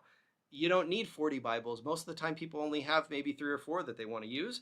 So as long as you are registered for free, you are able to customize your experience that way. You can customize the categories that you're using for your bookmarks. You can customize the page color, so you can switch to like a light color or a dark color. You can choose your font. You can update the font size. Look at that. Boom. So this is all really, really cool stuff. And you can choose a theme. So we got our dark mode theme. We got this theme. We got this theme. The Greek and Hebrew fonts display a little differently in different themes, but I'm going with this sepia theme. I really like it. And, you know, another quick demo. So you got your notes here. So I can go and I can like take a note on this verse. I got my bookmarks. I got my highlights. I can highlight things here and add a highlighter. And I can see, so I'm right now, and this is, I don't know how much longer this is going to be done this way, but basically I'm reading the NIV, but you know what I see over here is I see the footnotes from the NRSV and the NET version 1. I see all of these footnotes that normally would be sort of suppressed in the footer in fine print, right? And not even available in the if you're reading the NIV. And the NIV also has footnotes that we're integrating, so those will be there too. Right now we just have the NRSV and the NET. Those are just the ones we've been able to get off the ground for SBL. But look, I don't know if you guys realize like how cool this is. Like I can literally be reading the King James Bible and I see the footnotes from other scholarly Bibles right here in my little tool that I can hide and expand. So this kind of thing isn't available anywhere else. So if you think that this, I know that this is cool. If you think this is cool, you should definitely be a subscriber on Cross Bible and you should be playing around with this. What we're going to do right now, you can search the footnotes. So like you can search through the footnotes for the word, worship and see, okay, the word worship's not there. What we're going to do is we're working on putting a filter there that's going to let you select which Bible footnotes you want to see. Because some, look, the NET footnotes are really comprehensive. Some people might not want to see the NET footnotes all over the place. But they're in this tab right here, right? Same thing with cross references. So you're going to be able to see the cross references from multiple Bibles. You don't see them right now. There's a textual apparatus, so you can see where there are textual variants. Let me test this right now. Okay, good. That's working. So you can see, ooh. All right. Yeah, I thought there might be a bug there. Okay, so Matthew 1. Yeah, we've been working on that. So what was I going to be looking at? I was going to be looking at Matthew 2:11 before it threw me off. So let me add, I'm stuck in the SBL right now.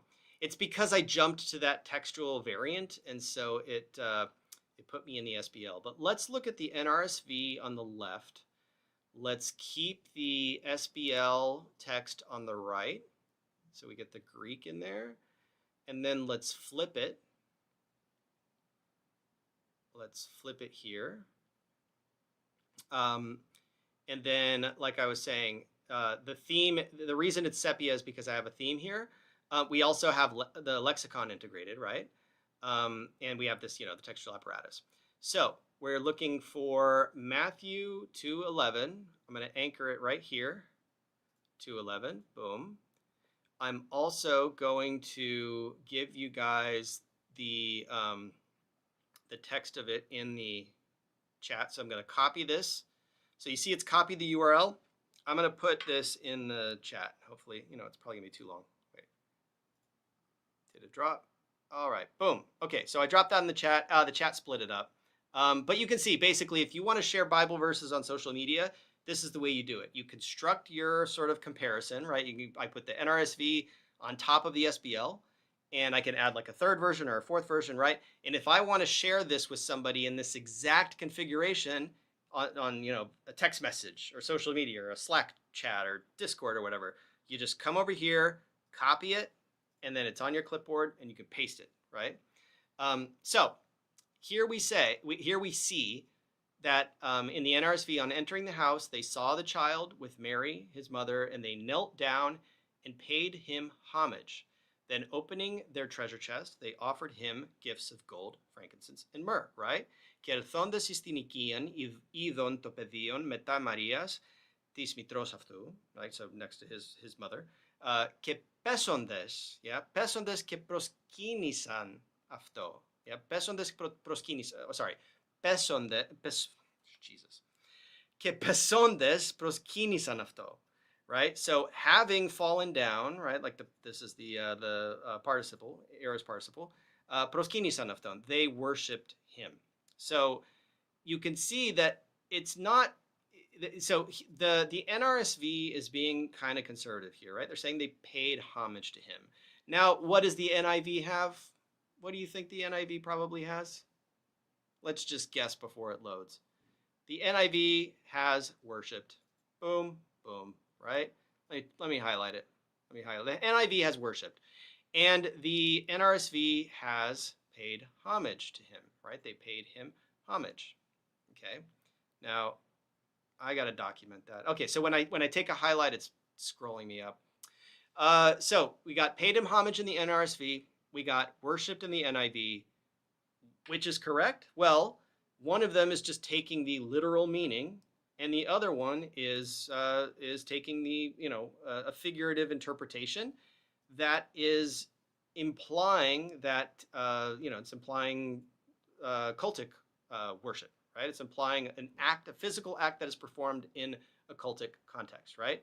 And you can see the NET also has worshipped, right? Got worshipped here too. Monty Python take on homage is definitive. That's the Perseus Tufts lexicon integrated. No. Look, we eventually Perseus Tufts. It's not the Perseus Tufts lexicon, right? As you know, Perseus Tufts is the LSJ.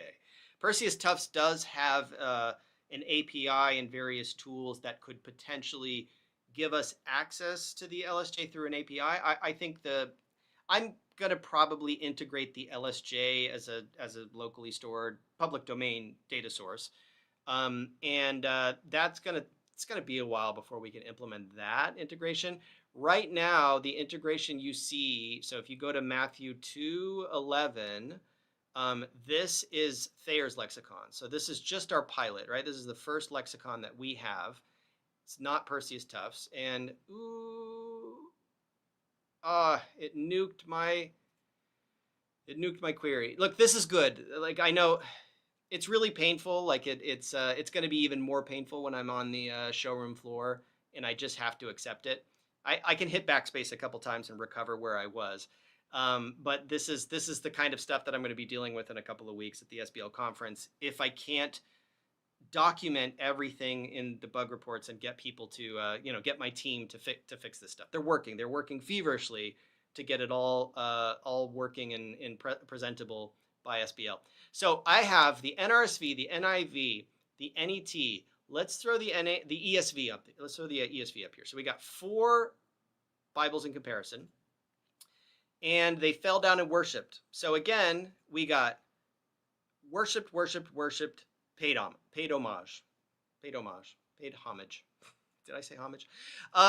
So the NRSV, this is why it's important to have a reading environment that lets you compare multiple translations, right? Because ideally, I think if you don't know Greek, you really should just be picking maybe you have the NASB. Let's see what the NASB has. So the NASB here is going to have worshipped as well. So basically, you got the majority of translations saying they bow down and worship him.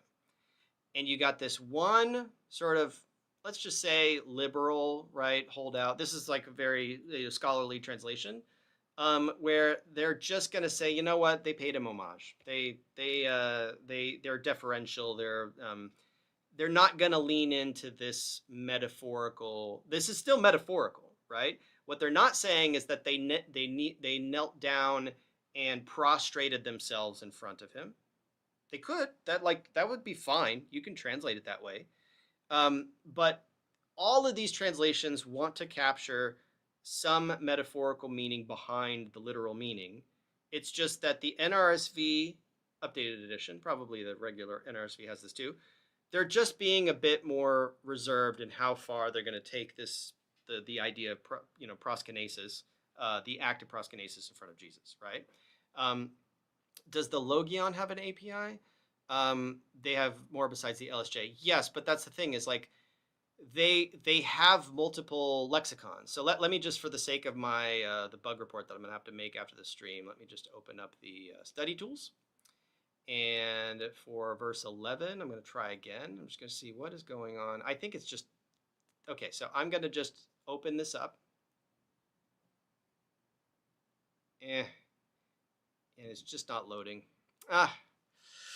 Yeah, and this is it's good that, look, I got 10 people on this live stream, so it's not so embarrassing. Obviously, if I had 1,000, it would be 1,000 times more, 100 times more embarrassing. But this is just, it's just par for the course, right? If you guys are wondering, like, wait a minute, why didn't he live streams for so long? This is why I didn't live stream for so long, because I've been really, really hustling to try to gear up for this conference where I'm going to be demoing this stuff. And like, that's going to end up being like a high priority ticket. And I created so many tickets for my developers to fix these things.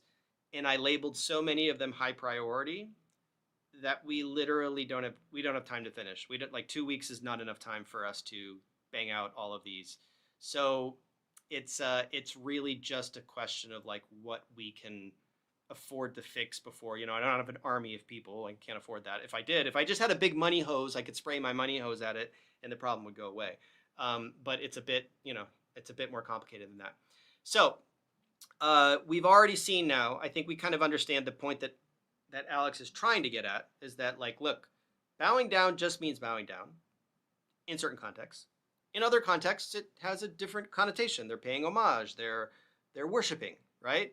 So you can't really say it like, oh, it just means this. Well, it means this literally. And then in other contexts, it means something figuratively. This is just, again, this is like back to what Wes Huff was saying. It's like, language 101. And, Wes Huff also makes his fair share of mistakes. Let's just be honest, right? I think, again, I just don't think anybody's like really going to be paying that much attention to this, but like Wes Huff puts out videos where one thing is pronunciation. Like, I know I get nitpicky about pronunciation, right? But like when you make a short video that you're able to quality control, where you're reading a text and like you see a letter, like the letter xi, and you pronounce it like like a he by mistake, it's fine. It's just a mistake, but like it sort of betrays the fact that like you really haven't been doing this for very long, right? Or you haven't spent an adequate amount of time on this to really like flex to the degree that you are hoping to flex, right? Now, I made like a really huge, what did I say? I said pes on this on the stream just now. Like, if anybody wants to make fun of me, they can go into this video and clip that and take out the correction that I made after that and say, you see, like he mispronounced a word, right? It's pesondes, right? Or pesontes. It's not pesondes. I was like, whatever. I messed up, So I can mess up. If I mess up, and especially if I make like a video that says something that's factually incorrect, or there's an on-screen thing and it's wrong, please go in my comments, tell me. Most of my videos have a description, a corrections section in the description. And then those corrections will ideally pop up at the point where I made the mistake, so I can correct myself. I don't have like a PhD or a reputation, right? Like I don't have anything to prove other than the fact that, I've been studying Greek for 10 years and it's a lifelong journey that I hope everybody will come along with me on, right?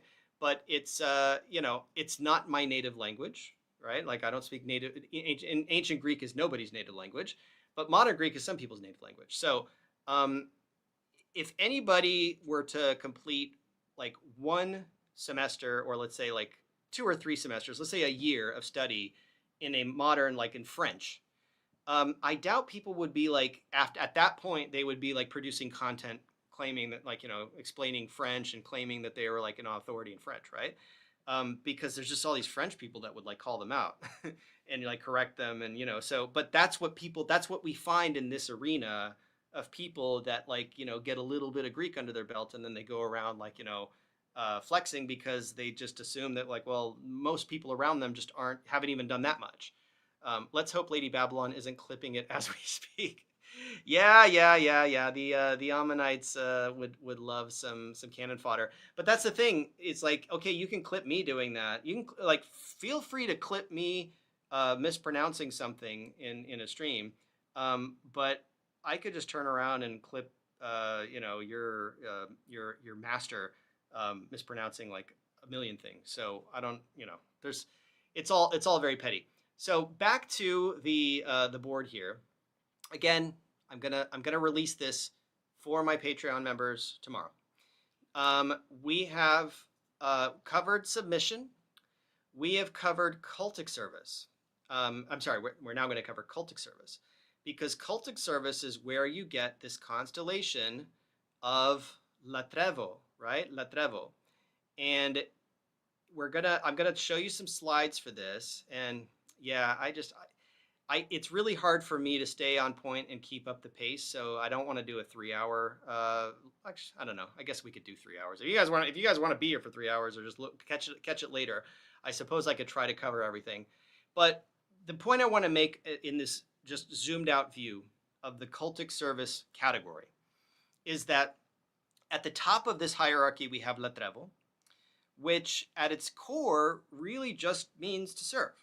Right? Again, it's this literal versus metaphorical meaning. In the literal meaning, you're serving somebody, latrevo, right? That's the core meaning. That's like the literal meaning. But then the metaphorical meaning is what takes over, and the literal meaning drops out over time, right? So in classical Greek, it still would have retained this literal meaning of servitude, but it would gradually just sort of accumulate more and more of the connotation of cultic service towards a deity, to where eventually we get to where we are today, which is latrevo means worship in modern Greek, right? And the biblical period, the Hellenistic period, is the time when this translation is starting to this transition is starting to solidify, where the literal meaning of service is like kind of fading, and the new metaphorical sense is cementing itself as the core meaning of this verb. And the noun that it generates, and basically the convention we have here. Oh, thank you. You'd love to watch a 3-hour video. I'm glad you want to listen to me talk for 3 hours. So we got the main. What I'm doing is basically saying, in most of these cases, at least etymologically, the verb is governing. So the action that you take is going to be your sort of base, right? That's going to be in these like rectangular sticky notes. From there, we have the nouns that derive from those verbs. So we have latrevo as the verb, or litruo, if you are from Oxford, and then latria, which is just, you know, worship. That's the noun form, right? That's derived from this latria or latrea, right? And latrepsis, or lautreusis, right? If you use reconstructed pronunciation, and then latreftos or latreutos, right? So we have basically the nouns are in these rhombuses, right? These diamonds. So the adjectives. The diamond is showing you the adjective that is further down the chain. The rectangle is showing you the verb, and these ovals are the nouns. So we go verb, noun, noun, adjective. That's the sort of visual convention that I'm using in this diagram. Now, we're going to get into some slides for these to give some more detail. But basically, we have under that, we have lìturgō, which I believe, I'm not going to go back to the tweet, but the tweet actually, you know, I can go back to it real quick just to check. Because what Wes said is that, yes, there is proskyneo and lατρεύω, and we can read this at the end to see, okay, now we have a different lens. But then so he said additionally, lìturgō is related to public religious service. So that's what he's saying. He said this is related to public religious service, and it's true. But again, these are literal, you know, these have literal meanings that then evolve and develop into metaphorical meanings, right? So we have the verb lìturgō, we have the noun liturgia, liturgy, right? A service, but a church service, right? Liturgos, like the person performing the liturgy, right? Or liturgikos, liturgical, right? We got this word. So this is also just, again, just accumulates this religious context, right? It transitions into religious, becomes religious jargon, basically, religious terminology. Θεραπεύω, you hear the therapy in there, right? Therapia, right? That's our word. Therapy used to just mean service, right? But then it gains two connotations. One is a medical connotation, therapy, and the other is a religious connotation, which is service, cultic service to a deity, right? In a religious context. Therapevma.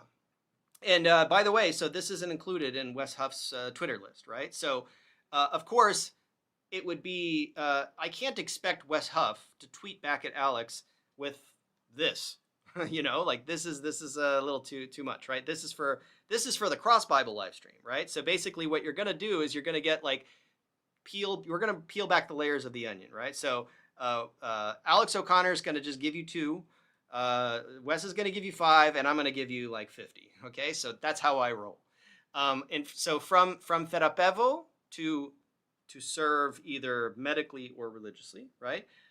You're going to get therapia, therapevma, right? So therapy or cure, right? And then therapeutis, which is another noun. See how it's in this oval? The person that is the therapist, right? That's your therapist, right? Your therapeutis. And then under that, we have thriskevo. And again, when you have access to this, you're going to be able to come in here and open up these notes. I'm not going to show you these notes right now. I'm going to show you slideshows. Thriskevo is the verb. Well, I'll show you this one, right? Thriskevo is to perform religious observances, to worship, right? From ritual practice, thriskia. So here, there is a governing verb, but the noun form is much more common, right? It's thriskia. And thriskia does mean, it means religion now. Like we would refer to this as religion in modern Greek, thriskia. And it gets translated as religion going back to a certain point, but before then it has a more nuanced meaning, right? So it could be, you know, performing of rites. It's a little bit deeper than just religion. You know, our concept of religion is a bit, you know, it even has a negative connotation in the New Testament, Mateos thriskia, right? So katharake amiandos, right? So that's the opposite, right? So there's vain religion, there's bad religion, and there's good religion in the New Testament, right? So that doesn't quite map onto what we consider, you know, the semantic range of religion. And then we have thriskos, which also can. So thriskos has this circumflex accent on the second to last, the anti-penultimate syllable. That means it's paroxytone, right? Thriskos. There is another form where it's oxytone and it's thriskos, right? There's sort of differences in the way that gets rendered. So it's either thriskos or it's thriskos. It could be pronounced either way. It can be spelled either way, and you'll find different the same spellings. So again, we have verb, noun, adjective, right? Δουλεύω. So δουλεύω, yeah, Bad Religion is a great band. Brings me back to the 90s. So we have δουλεύω, which is to, nowadays it means to work, but essentially it was like to serve as a slave, or at least as a servant, right? And dulia, which in modern Greek we say dulia to refer to work. So your job is servitude in Greek. It's just taken on this new connotation where you're actually getting paid for what you do, but before you didn't get paid for it. And then we have the noun form doulos, which is a servant or a slave. And then we have the adjective form doulos, which is basically the exact same word. It's just sometimes it's used as an adjective, sometimes it's used as a noun. So here, I mean, you really wouldn't say that δουλεύω. I mean, and here's the thing, is like being a servant to somebody, if you're acting as a servant, are you worshiping that person? Well, I mean, you're going to be reverential to them, but there are certain contexts where, and especially in Hellenistic and especially in Byzantine and Greek, you get this concept of dulia, servitude, which gets offered as a form of veneration, right? Now we have two words in English. We have worship and veneration, right? And a lot of the times, like the person that was the Catholic who was tweeting back at Wes Huff was saying, no, we have these categories now. They don't map very cleanly onto the former categories, but we do have this concept of dhulia as opposed to latria, right? So we have dhulia here and latria here, where in modern parlance, in modern nomenclature, we could have a category where latria is a special kind of worship that's only directed at God or the Trinity, whereas dhulia would then be a sub-classification of that, which is like, oh, okay, that's veneration. We have a difference between worship and veneration. And then the Protestants accuse the Catholics of worshiping Mary, and then they say, no, it's just dhulia. Like, this is all based on Greek terms. So if you're not getting the Greek, you're not really participating in that discussion to the fullest. And then we have ipireto, which, you know, is the contracted form of ipireteo and ipireteo. So here, yeah, we have in the classical Greek, this is civic or military service, right? But then there is priestly service that gets transitioned. So this word goes from being a very broad usage of service, which can include the military, to then a narrow usage where it tends to be, you know, a public service or a religious service, right? And then we have ipiresia, right? Ipiresia, which is ministry, right? Service, attendance, ministry. And originally, this actually referred to rowing, right? This was your service as an oarsman. So again, you can't say, so like this is a nautical term, to be clear, right? So you could say that, in the original context, it's a nautical term, right? It means you're an oarsman. It means you're rowing the boat. So does that mean that when you see it in like a later like Hellenistic text or Byzantine text in a religious context, and it's referring to religious service, that they're really just talking about row your boat? No, that's not how language works, right? Now, there are certain people online who do this kind of thing, like Hillman, who take this like, oh, it's a drug term, it's a nautical term, it's a medical term, and they will find a context where it's used that way, and then in a later context, when the meaning is changed, you're going to pull that context in, and you know, so that's not the right way to do it, but there are people that do it. And that would be considered an etymological fallacy. But it's still helpful to learn the etymology. It's still helpful to know that this could mean rowing or it could mean service. But at the end of the day, the nautical connotation, the association with rowing and service breaks. That association after a certain point drops off and there is no more association after that. So, so we have gone from a cluster of this submission. We had submission, and now, so we had submission, and now we have cultic service. And you could see that Alex's view is quite deficient, right? With like where we have just proskyneo and latrevo, right? We have two terms. Here we have a significant, you know, cluster, right? We have, first of all, the physical submission can be proskyneo, like to bow down and kiss, right? It can be prospipto, which is just to fall down in front of someone. And then we also have the cultic service, which can be latrevo, but latrevo also has like a non-cultic regular meaning that just drops off, and it accumulates more of this religious, it becomes a religious term. All of these have become, you know, for the most part, have become religious terms, right? They've all sort of been commandeered by Greek-speaking Christians over the, you know, the Hellenistic period and then the Byzantine period. But you know, so Ali says, I heard it was about blind service down to the gunwales. They can't see where they're going out of the out the train fit the order, but they do. Well, I mean, yeah, again, it's like you can find contexts where these words do mean lots of things. So like, yeah, if you can see, that's the thing is like, if you can find a context where that's what it meant, then yeah, you know, I'm going to have to share my slideshow with people because I'm not going to have time to go over all of this, but I wanted to get to latria. Okay, so let's go to latria. Let's go to the slideshow. Yeah, I think I think it's probably inaccurate to say, oh no, it's kind of blind service. But let's see. Maybe we can find that connotation.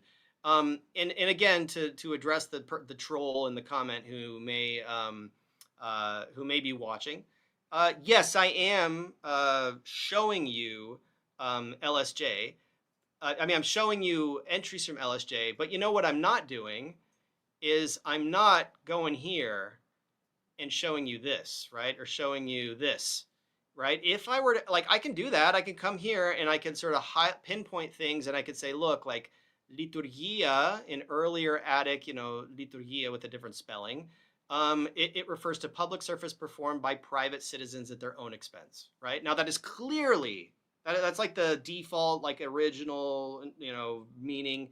Clearly that doesn't apply in like later contexts once we get into religious context, we're already in another domain.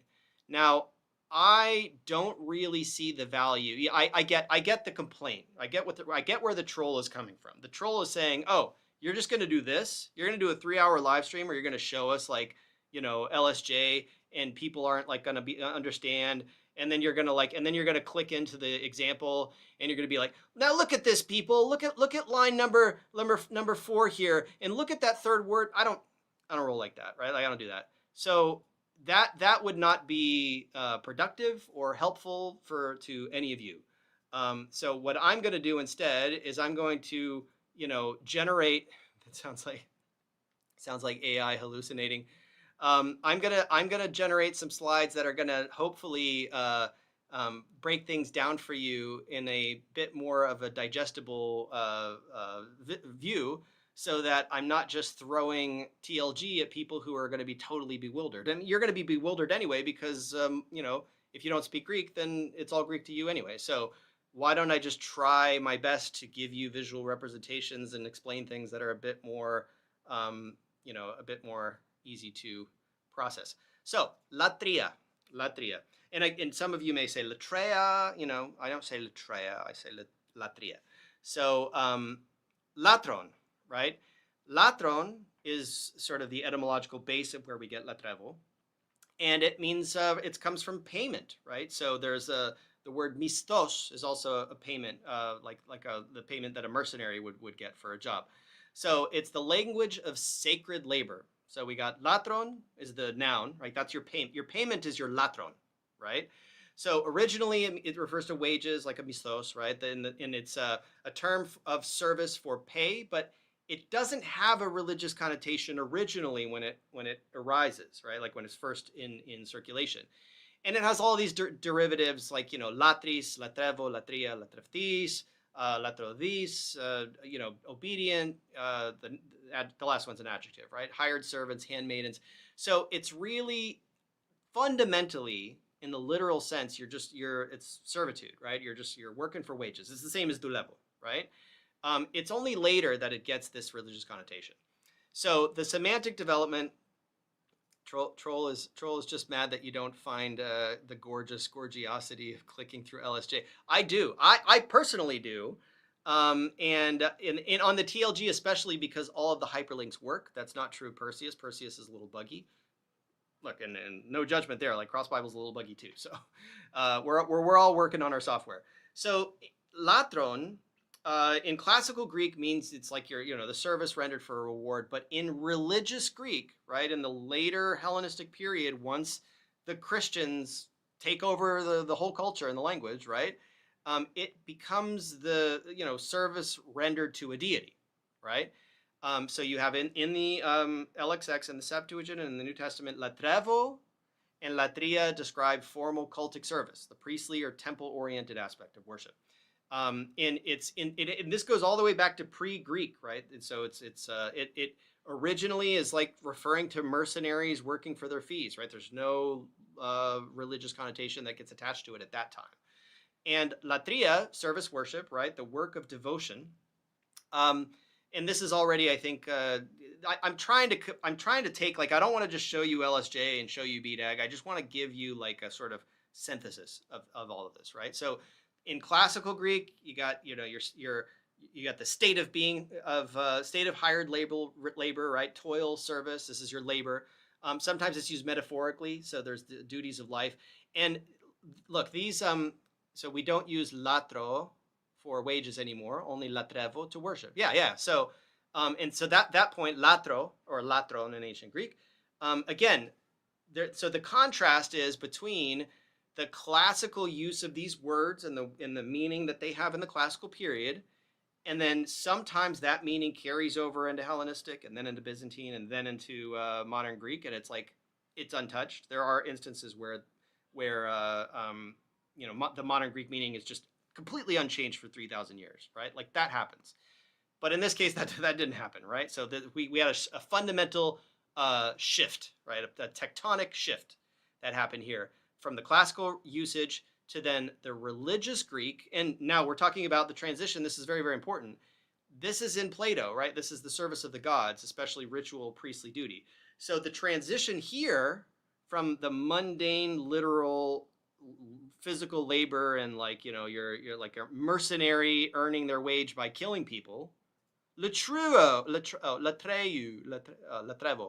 Yeah, and so anyways, what we get here is a transition from the classical literal usage, earning your wage, to then the classical religious connotation, and then the biblical religious connotation, but now it's directed to the God of Israel, right?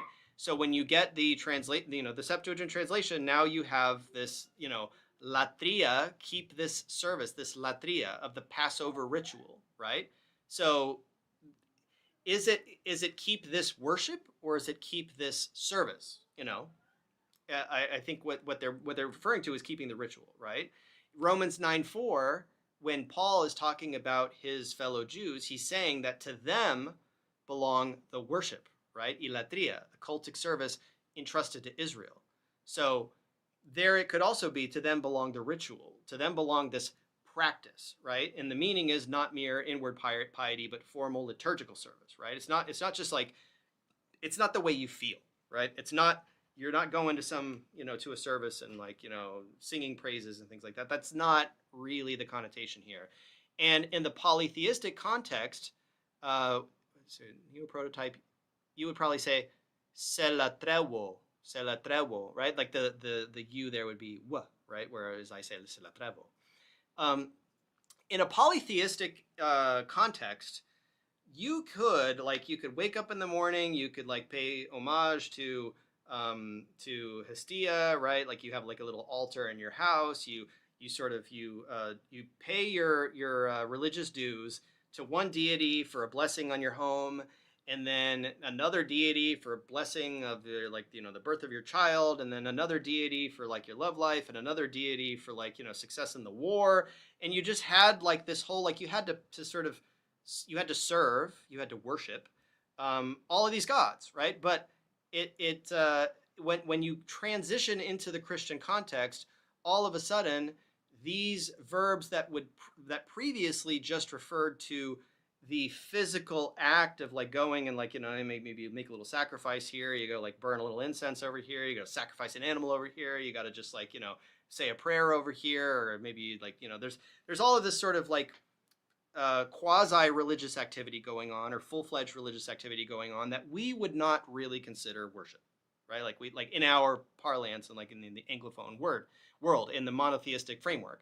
But then once you've eliminated all of those other deities and you settled on just one, and you've transitioned into Christian monotheism and Jewish monotheism, now all of a sudden these words start to take on a different meaning. And then once they get used towards Jesus, that's when the modern translators have to kind of squint and just be like, okay, well, how are we going to translate that now? Because now these words have taken on a new meaning. Whereas when they first get adopted, and when you see them written in the Bible, especially in the Greek Septuagint, there what you have is you have Hellenistic Jews translating this, translating from Hebrew into Greek, using this vocabulary that would make sense to their contemporaries, to the people that spoke Greek, to Greek speakers, right? Who in their context would just be using these verbs to refer to bowing down to a number of deities on various occasions for various purposes, right? So it's tricky. So when they're translating Exodus 12:25 in the LXX, they're saying, you know, keep this service, right? Philaxeste tin latrian taftin, right? So keep this religious practice, right? This service, this worship, right? That's a noun. That's latria, right? Or in Romans, again, it's, you know, they are Israelites, right? They are Israelites, and to them belong the adoption, the glory, the covenants, the giving of the law, que ilatria, and the worship belongs to them, right? This is the NRSV updated edition translates this as worship. And I have to say that as an English speaker, if I'm reading this translation and I don't know, I'm probably going to guess that the word latria is behind that. But when Paul is saying that the worship belongs to the Israelites, right, Israelite, I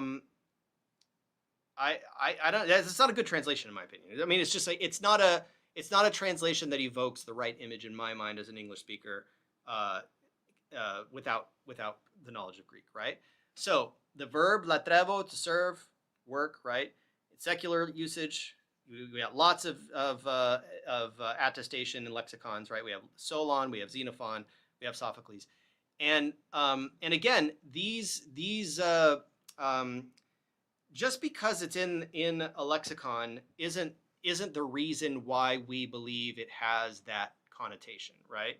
The lexicon is only as good as its ability to point at a real primary source to back up its categorization. And that's a very, very important thing at like almost the 2-hour mark that I have to make in the stream. I could tell you, like I brought as an illustration the Cambridge Greek Lexicon. So this is a beautiful set of, like, you know, the first volume is alpha to iota and the second volume is kappa to omega. This is a great lexicon. It's a new lexicon. It was meant to kind of supersede the LSJ.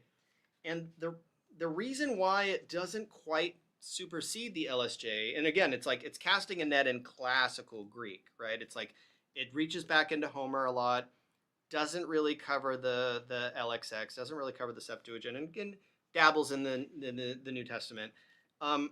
This lexicon does not really, it will tell you, like Aristotle, Plutarch, for you know, for a specific category of a word usage. That's not entirely helpful, in my opinion. Like I have, you know, it's not within the scope of this lexicon to point you at specific passages to back up their categorization. I think that the editors just, that, you know, it took enough time as it is to compile that lexicon. And so you don't have the privilege of looking things up like you do in, you know, like the TLG will give you the LSJ and it hyperlinks all of those examples. So if you read Greek, you can dig down into them. And Perseus does this with a few exceptions because, you know, some of the hyperlinks don't work. But in Perseus, you can actually drill down and then open up the English. It's a lot of work, but this is the value of those lexicons. So we know, because when you read it in the context, it makes sense. Like when Solon is using the term lατρεύω as a verb to say work for pay, you know in that context that that's what's happening. The person is working, latrevi, right?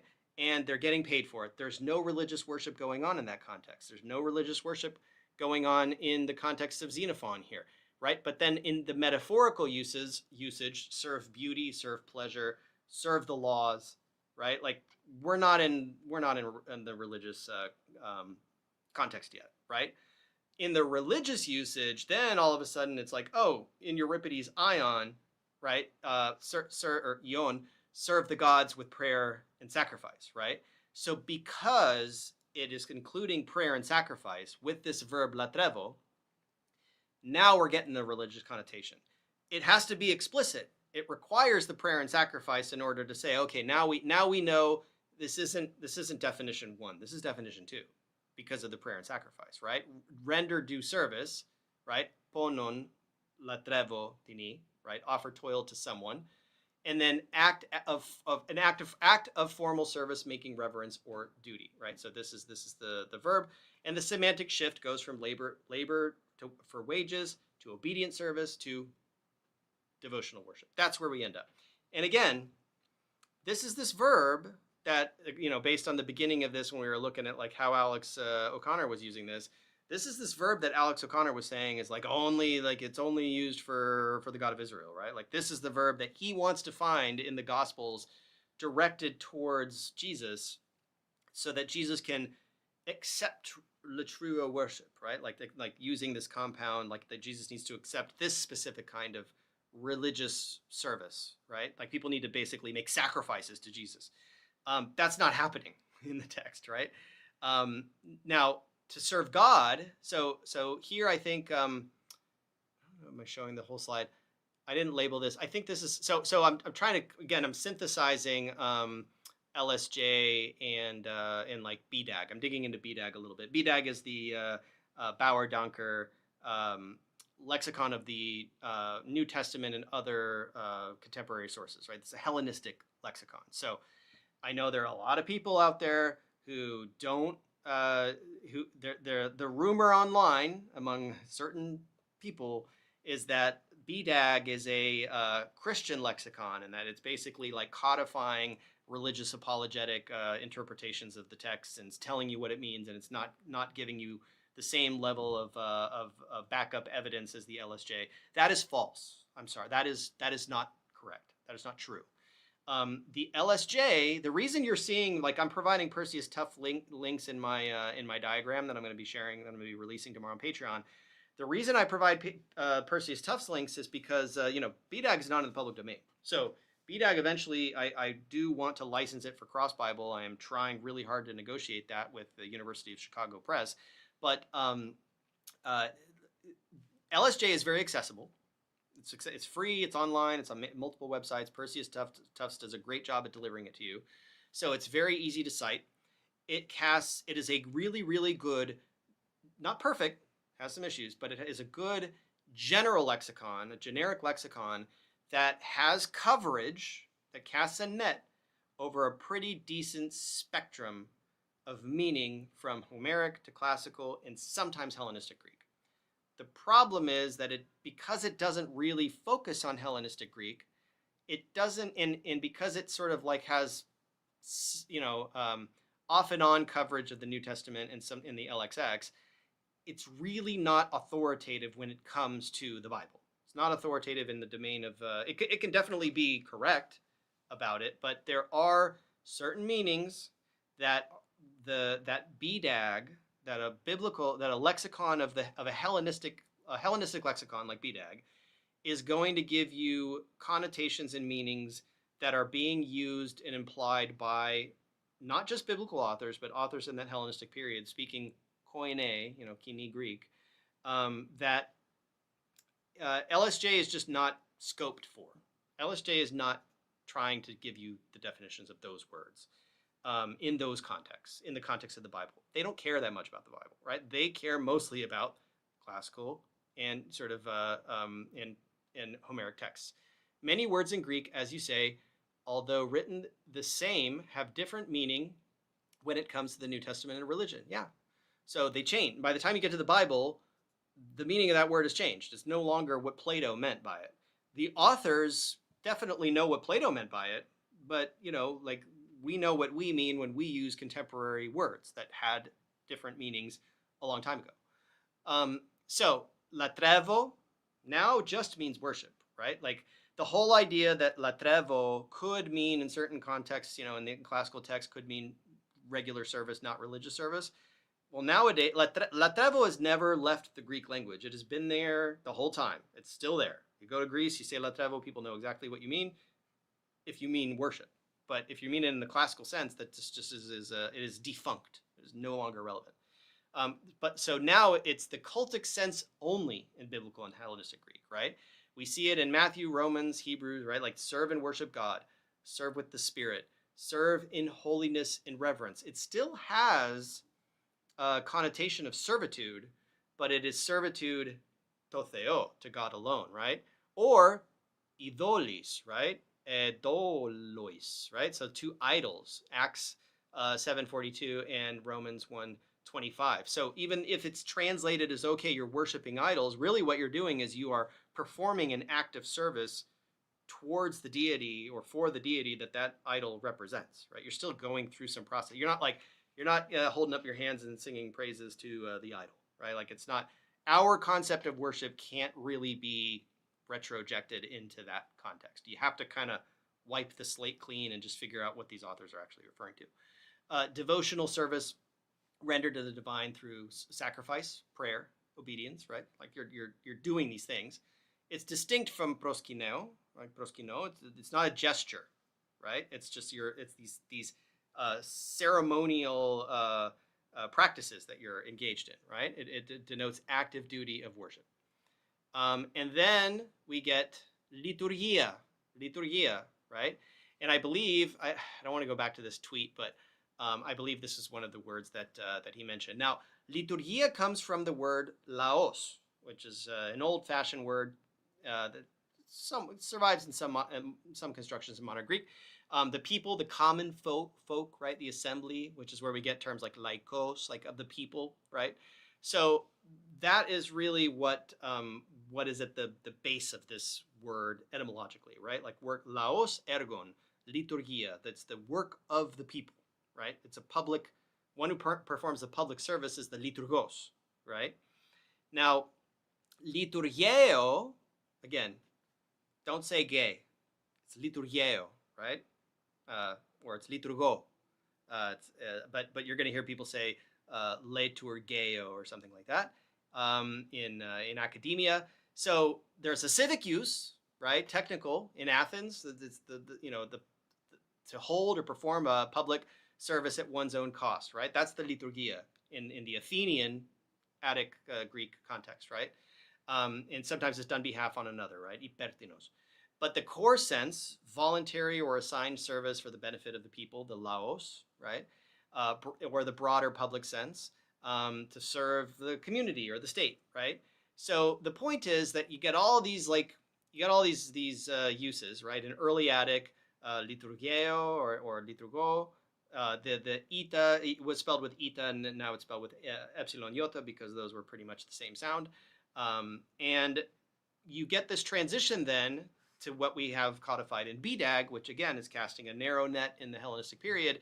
It's to perform sacred or priestly service, right? It's a shift, drastic shift. Cultic, ritual service of priests and Levites ministering before God. See Hebrews 10:11. Then there's all this Christian usage, right? Ministering to the Lord. And this is a verb. This is the verb where we derive our term liturgy, right? Liturgia. Serving at the altar of God, serving blamelessly at Christ's flock, 1 Clement, and includes angelic service before God in 1 Clement. So it implies honor and duty, high status form of spiritual labor. Civic duty becomes a sacred vocation from public service to divine service, right? So a lot of these terms are shifting, right? These are religious terms that did not used to be religious, that are now religious, right? And here we go with therapia. We talked about this, right? Therapon is the attendant, a servant, a companion. Again, at one point was mundane, right? It just that's the root of therapevo, which means to serve or to care for, or to care for in a medical sense, which is to heal, right? Originally, it's your attendant, your companion, right? Especially of heroes or gods. And you have these derivatives like therapena, right? The maidservant, therapevo, the verb, so to serve or to honor or to tend or to heal. Therapia, service care. Therapeutis, servant. So the semantic range here, again, this is trajectory through time, right? You're starting in the classical period, and you're going like Hellenistic, Byzantine, and then modern. It's a personal service, then it goes to ritual devotion, and then medical care, right? It denotes, in the cultural context, it denotes attendants who served both human masters and deities, right? Marking the link between service and healing in Greek thought. So this is a pre-Greek origin, right? So etymologically. And then in the LSJ, you can see these categories, right? So you can see there's the service and attendance category. There's the care and maintenance category. There's the healing and restoration category. And then there are these broader applications, right? So the broader application is literally to train animals and horses, right? So the therapy that you're doing when you're, therapizing, like when you're providing therapy, we don't have a verb, as far as I know. That literally it could be you're training a horse, right? It's a equestrian context there, right? You can cultivate land or trees, right? That's now what would you call it? Horticultural context, right? Like you can prepare food or you can prepare drugs. It's a drug term, right? Or medicine, right? Preparing food or medicine. The core idea is that it's intentional, attentive service, right? To gods or people or the body, right? So this is where basically you can see how you can understand why this transitioned to the context of healing, which you then get in BDAG. In BDAG, what BDAG is showing you is that in the biblical period, there is still a binary, right? Oh, thank you, Stephen. I'm glad that we still got some people sticking with us into the third hour. So therapeuo is divine service, right? To render service or homage to a deity. It's used in the Septuagint in the New Testament for cultic worship, right? So God is not served by human hands. That's Acts 17:25, using the term therapeuo, right? Therapeute, so it's the middle passive. The God is not served in passive voice. And then rooted in ritual devotion rather than mere labor.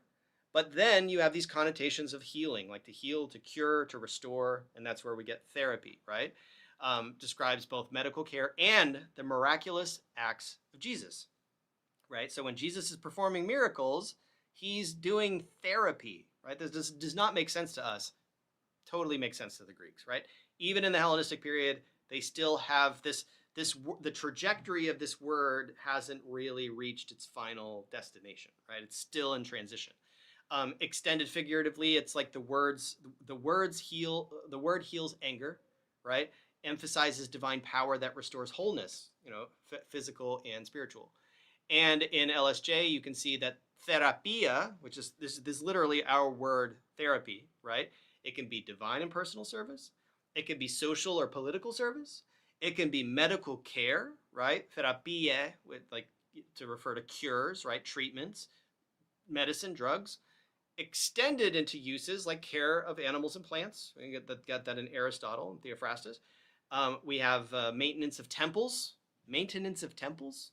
That's the therapy. You're gonna go and perform therapy on the temple to like restore it, right? The retinue or household attendants in Herodotus. So the semantic field here, again, you got this trajectory through time. This word is traveling through time, and it's going from service to care to cultic usage to healing and stewardship, to where eventually that trajectory goes through all of these languages, exits Greek, pivots through Latin, goes into France, comes up through the channel to England, and now we're saying therapy. That's what happened, and most people are just completely unaware. I'm a horse therapist, right? Horse therapist, therapeutic healing, and that's the thing is we're saying therapeutic healing. They're saying is therapy, right? They're saying therapia. So I've done equestrian, horticultural, and cooking activities. I can claim that you're a therapist in the ancient Greek sense, and you're a miracle worker, right?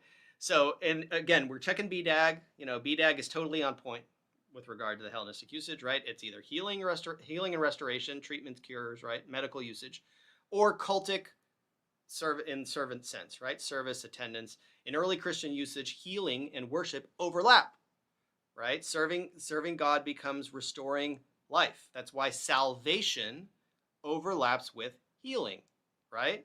When someone provides salvation in a situation where you have a deathly illness, a fatal illness, and you're healed, that salvation is healing. There's like they're completely interlocked, right?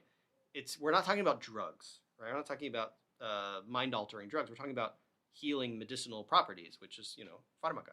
So the trajectory here is cultic service, sacred care, and divine healing. Now we have this word thriskia. Thriskia, can we highlight that out of context? Thriskia is nowadays means religion, right? And I think we touched on this a little bit. So this is the word religion, thriskia. Thriskevo is remember we're starting at the core, which is the verb. And it means to perform or observe religious customs, right? That's Herodotus's usage. And then the LXX, it means worship. So we go from performing religious customs to the gloss worship, but it also implies this sort of performance, right? So we got all these derived terms, thriskia, holy service, religious practice, right? Where nowadays thriskia in modern Greek means religion more in just the abstract, right? It's the abstract sense. But here we're talking about more concrete service, right? Thriskevma, thriskevsis. So it's the act of worship or the ritual in Hellenistic Greek. In later New Testament, the thriskeftis is the worshiper, right? So I don't remember if Wes put this in his tweet. Thriskos, somebody who's devout, or thriskos, right? That's misspelled, by the way. That should be a circumflex accent over that. Sorry, thriskodis. And this is coming from James 1:26. That we're going to look at. Thriskia, is that correct? Customs. That's weird. Okay, it's in a Nubian papyri, so it's kind of. I don't know. I don't think it would. I think that stress is wrong. I think I copied and pasted that, and it didn't work. Etymology, possibly Ionic and pre-Greek. So the core idea here, to get to the chase, Thriskevo denotes outward religious performance. It's religious practice, observance, and worship in its visible form, right? It's visceral.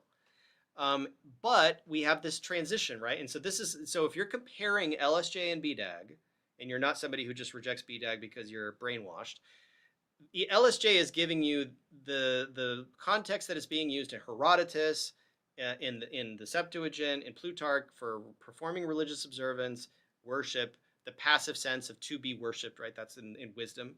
And then to be a devotee, that's Plutarch's sense, probably like of, Apollo. And then in BDAG, you can see that it's engaging in cultic practice to perform the acts of worship. It takes the accusative of the one worship, right? So thriskevo tus theus. So that's literally the verb worship, right? Like AlexOConnor did not know that this verb existed. It wasn't in his vocabulary. Sometimes it takes the dative under influence of related verbs like proskyneo or latrevo, right? And in early Jewish, Christian, Greek, ritual observance or outward worship, right? And you see the didache there. So the core sense is external or ritual expression of piety, the practice of religion as visible devotion, used broadly from Greek civil cults to Hellenistic and Christian worship. Now, thriskia, here we can also see, did I duplicate that? It's a little, this is different. So this is thriskevo, this is the verb, and then this is the same breakdown, but for the noun form of worship, right? Religious worship, and it's the same general context, same general concept, where the core sense of thriskia names the outward organized expression of devotion, the visible form of religion as ritual, discipline, or moral service. Now, here we have, again, two different pronunciations of this word that are both attested and acceptable, either thriskos or thriskos, with the stress pulled back, the paroxytone versus oxytone. Religious or devout. So it's describing a person. So again, we have James 1:26 that we're going to look at. Religious, devout, sometimes negative, like, right? In Hesychius, he glosses it as like superstitious, right? And then thriskos, paroxytone, thriskos, oxytone, those are the two variants. The LBG, Byzantine lexicon, shows that thriskos means faithful, religious, right? Like also superstitious, still in the Byzantine period. And then, there's semantic widening happening in the Byzantine period, right? From genuine piety to religious scrupulosity. And then BDAG has religious devout, or one who practices outward worship, right? So we're going to get, again, this James 1:26 keeps coming up. The core sense describes a person characterized by external piety or ritual observance, right? Devout in form, sometimes overly so. That's also important. So this religion thing is not as simple as we hold religion to be, right? Back to that, we were talking about bad religion earlier, right? Audio is very low on my end, while the videos you play are very high. Well, I'm not playing any videos now. Is the audio still, is it too low? I can try to turn it up. Default cam link. Wait, hold on a second. Testing. Let me Mic volume. Ah, okay. Hold on a second. I'm gonna fix this at the 11th hour. Is that better? Do you guys like? Is this is my? It was my StreamYard settings that I think were killing my volume. Well, I was at 100. I don't know. How's my volume now? Better? Crank it to 11. Is this good? I'll keep it at this. I mean, my voice is also given out, but this is the example from James 1:25. So you can see here, iti doki thriskos ine enemin. So if any think they are religious, right? Thriskos, right? Mi halinagogon glosanaftu, right? Do not and do not bridle their tongues. And this is the NRSV, right? Al apaton kardianaftu, but deceive their hearts. Tutu mateos ithriskia. Their religion is worthless. That's not positive, right? Thriskia kathara, religion that is pure, ke amiandos paratotheo ke patri, right? And undefiled before God and the Father is this. Aftiestin, right? Aftiestin episkepteste orphanous και χείρας εν τη θλίψη αυτών. Άσπιλον εαυτόν τηρήν από του κόσμου. So to care for orphans and widows in their distress and to keep oneself unsustained by the world. So he has this dichotomy between, oh good, Spinal Tap. He has this dichotomy between bad, religion that's just sort of on the surface. It's like it's performative. It's not genuine. And then the genuine religion, like the genuine practice of religion, the good works, right? That he is. So he has a dichotomy between what he's defining as religion. Now, dhulia is this other, like that. Now we're getting into, okay, slave versus servant, right? If you get paid, you're, maybe a servant. If you don't get paid, you're a slave. And so that's why you see these different translations between servant and slave. Servant is sort of the softer version. And you have all these derived forms, right? So you have dhulis, dhulosini, dhulios, dhulevo, dhulo, right? To enslave someone, right? That's another one. And then not inherited from Indo-European, so it's pre-Greek. And the semantic core is servitude, subjection, right? From domestic bondage to metaphorical devotion, right? Especially theological or in ethical usage in later Greek, right? So we get this a lot later. Dhulia, servitude. LSJ and BDAG both kind of converge on this being slavery, bondage, servitude, right? This spectrum. In classical usage, it's literal bondage, right? Dhulia ziga, the yoke of slavery, right? Political domination. There's this collective, right? The slave class rising in rebellion, right? And that's dhulia also. But the New Testament Hellenistic usage, it's converging around becoming, a slave, bondage under the law. So it has a negative connotation in Galatians, the dhulia tunomu, right? Slavery to corruption or spirit of servility, right? In Romans, pneuma dhulias, right? So that's a positive connotation, as opposed to freedom eleftheria, which is what you find in Christ. So outside of Christ, but you also have a certain, the servitude to Christ. So it's this one is a little complicated, but the trajectory here is going from bondage to service to subjection to moral, spiritual slavery or servitude, right? Complete submission, right? Dhulevo, so this is the verb form, right? From doulos, literally means to be a slave, to serve someone else, to render service, right? And then later usage to submit, to obey, to devote oneself. Classical usage is more strictly to be a slave. You can find this in Herodotus, Plato, right? Service or subjection, to serve rulers and laws. But then this New Testament Hellenistic transition to be enslaved is now cultic, right? It's serving God. It's worshiping, right? And in a sense, right? So you're talking spiritual freedom. Only one true master can be served. You cannot serve God and mammon, right? So the semantic range is, again, slavery, subjection, devotion, worship, allegiance. Hyperdhulia is this, that was a word that was in that little response to Wes Huff. And this text is interesting. This is Bessarion. This is like a 15th century Byzantine text against the slanderer of Plato, where he says, add also service and super service, right? Prostes dulian ke hyperdulian, right? Which we understand differently than they did, right? Aperemis allos ios ekini eklamvanomen. So here is a very interesting usage of Byzantine Greek where you're getting this distinction between dulia and hyperdulia, like super service, in a religious connotation that just that was, I think, the only occurrence in the TLG. And then finally we have ipirasia, right? Ipirasia. So ipirasia again. So this is really the most fascinating semantic drift, right, that we get. That it starts out like, so it's to serve, assist, or minister, right? Ipiretis, right? So that's the assistant, the attendant, or the rower. So this is originally this is a nautical term. Later, it's generalized for subordinate service, for general service, right? So it starts out as like the rower because it literally comes from the verb pireto, right? It comes from rowing, but it transitions out of that, right? So it's literally you're serving as a ship. You're an oarsman, right? You're an under rower. And hypo eretis. Eretis is the rower, right? Hypo eretis. You're underneath the boat, rowing the trireme, right? So it generally means to perform subordinate duties, minister to someone or something, right?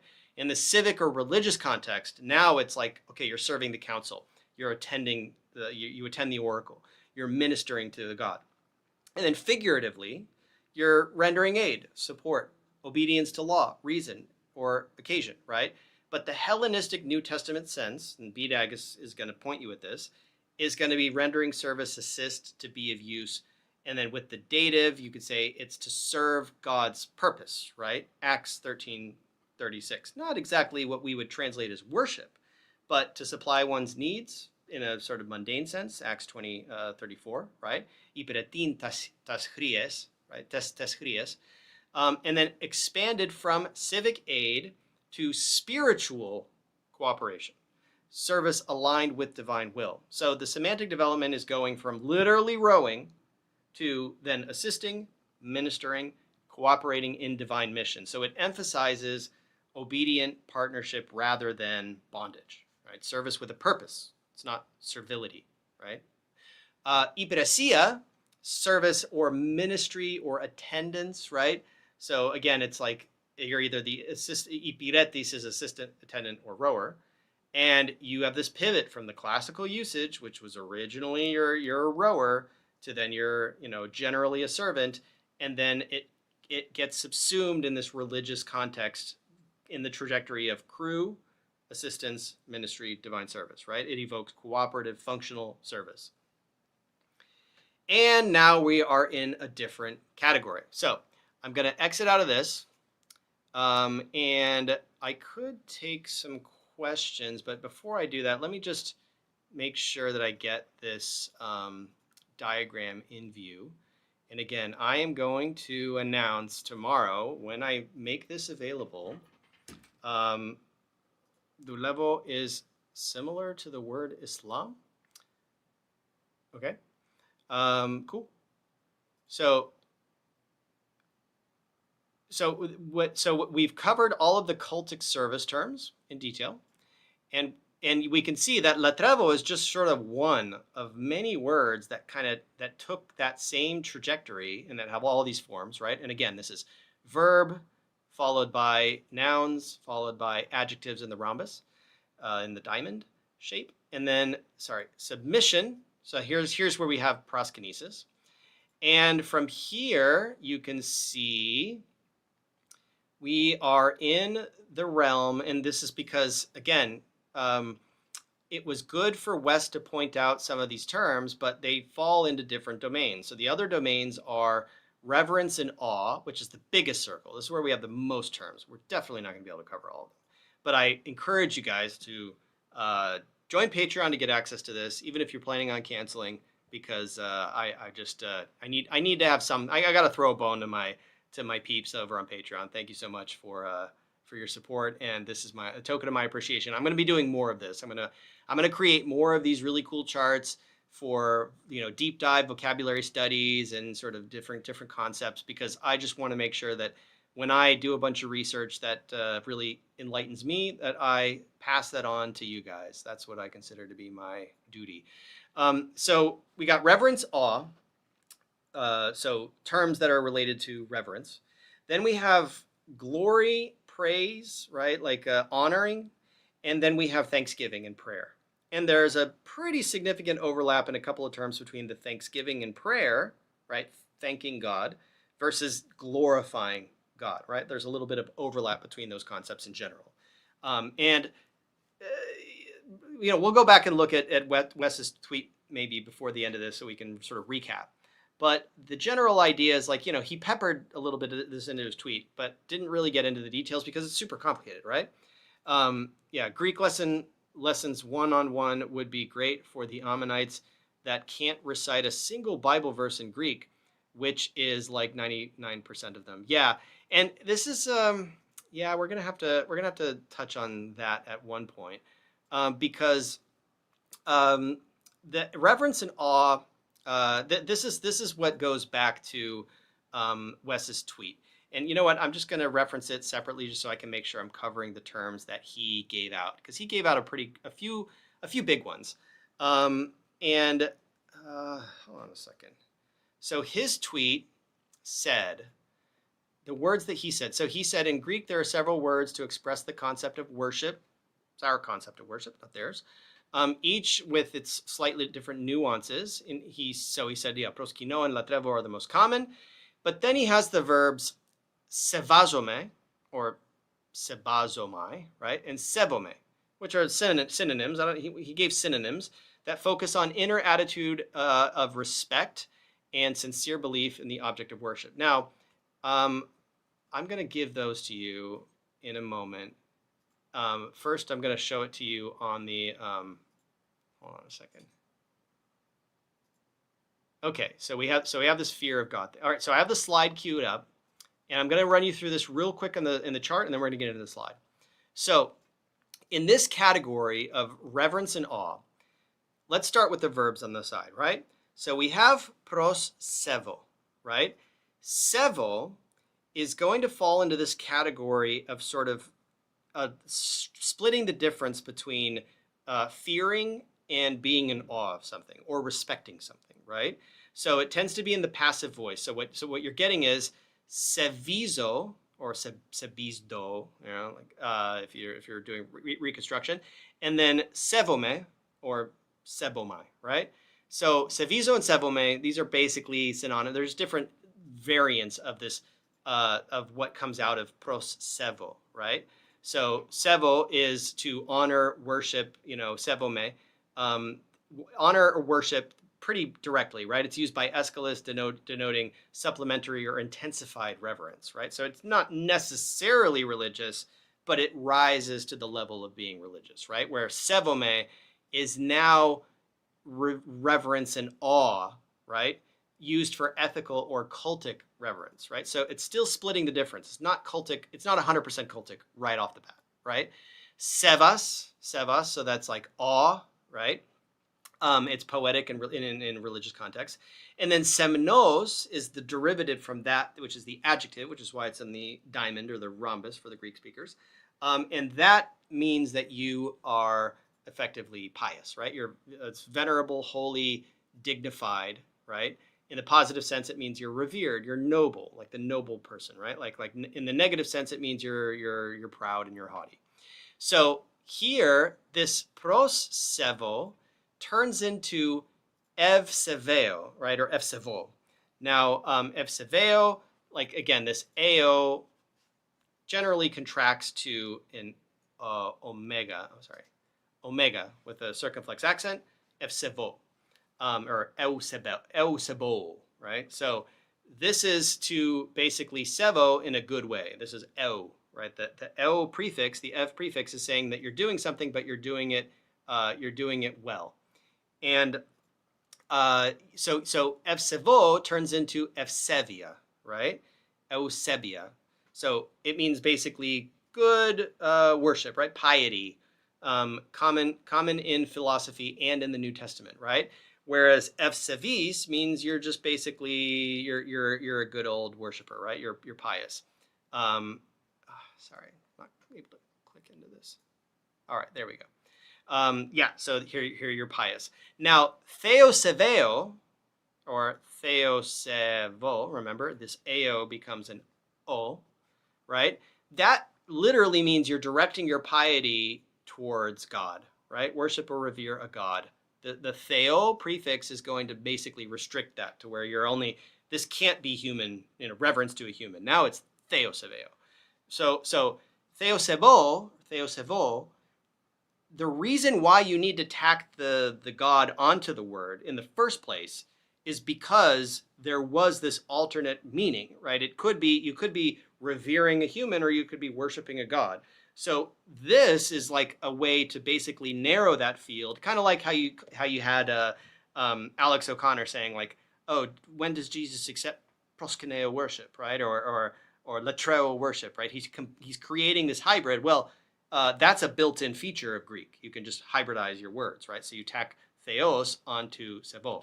And then you get this theosevia, right? Theosevia, the worship of the God, right? Reverence for God, right? It occurs in the pastoral epistles and is derived from sέβομαι. So you may, you will hear people online saying theosebea. They're stressing the ea at the end. That's not correct. It's theosevia, right? Theosebea, or theosebia, if you really want to pronounce the vita as a b. Now, theosevis is means you are God-fearing, right? You're devout. And here, it occurs in John 9:31, and it's conceptually parallel to phoboumenos ton theon. And here is probably going to be the last major topic that we're going to have to tackle before I wrap this up. So phoboume that we see here, or it's phoveome. Phoboume is basically means to fear. Right? Like literally it means to fear. Phobos, right? You see right here, phobos, right? Phobos or phobos. That means fear, right? Phoboumenos is somebody who is scared. But this is specifically, fear and revere are going to be overlapping, right? It's used for both divine reverence and human respect. And phobos is fear or reverence, right? And this is what we don't really get in our lens, in our English-speaking lens, is that we think of fear in a different sense that the ancients did. The ancients had a lot of overlap between fear and reverence. And that's why we say, if we talk about the fear of God, that's not necessarily like, oh, you're afraid that God's going to strike you down with a lightning bolt. It means that you're like, you're afraid to let God down, right? You're like, you're respectful, right? And then the derivative, the sort of related term here is ευλαβούμε, or ευλαβέομαι, and then ευλαβία, and then ευλαβείς. So this is also pious, right? ευλαβούμε is the act to act with caution, to be reverent, or to be devout, right? Used for moral discretion. Ευλαβία is the noun that comes from that, so that's reverence, devout, caution, right? And then ευλαβείς is somebody who is devout, right? Ευλαβείς, devout, reverent, God-fearing, right? And so when you get to the New Testament and when you start talking about people who are fearing God or God-fearers or phovoumeni to theo, they are, what that is describing is people who fear the God of Israel. And this is a somewhat foreign concept for the Greeks, who did not commonly describe reverence to deities in those terms. That is a Hebraism, like this is coming from Hebrew culture and being translated somewhat inefficiently into Greek. And then we have this other term, azome, or hazomai, right, or hasdomai.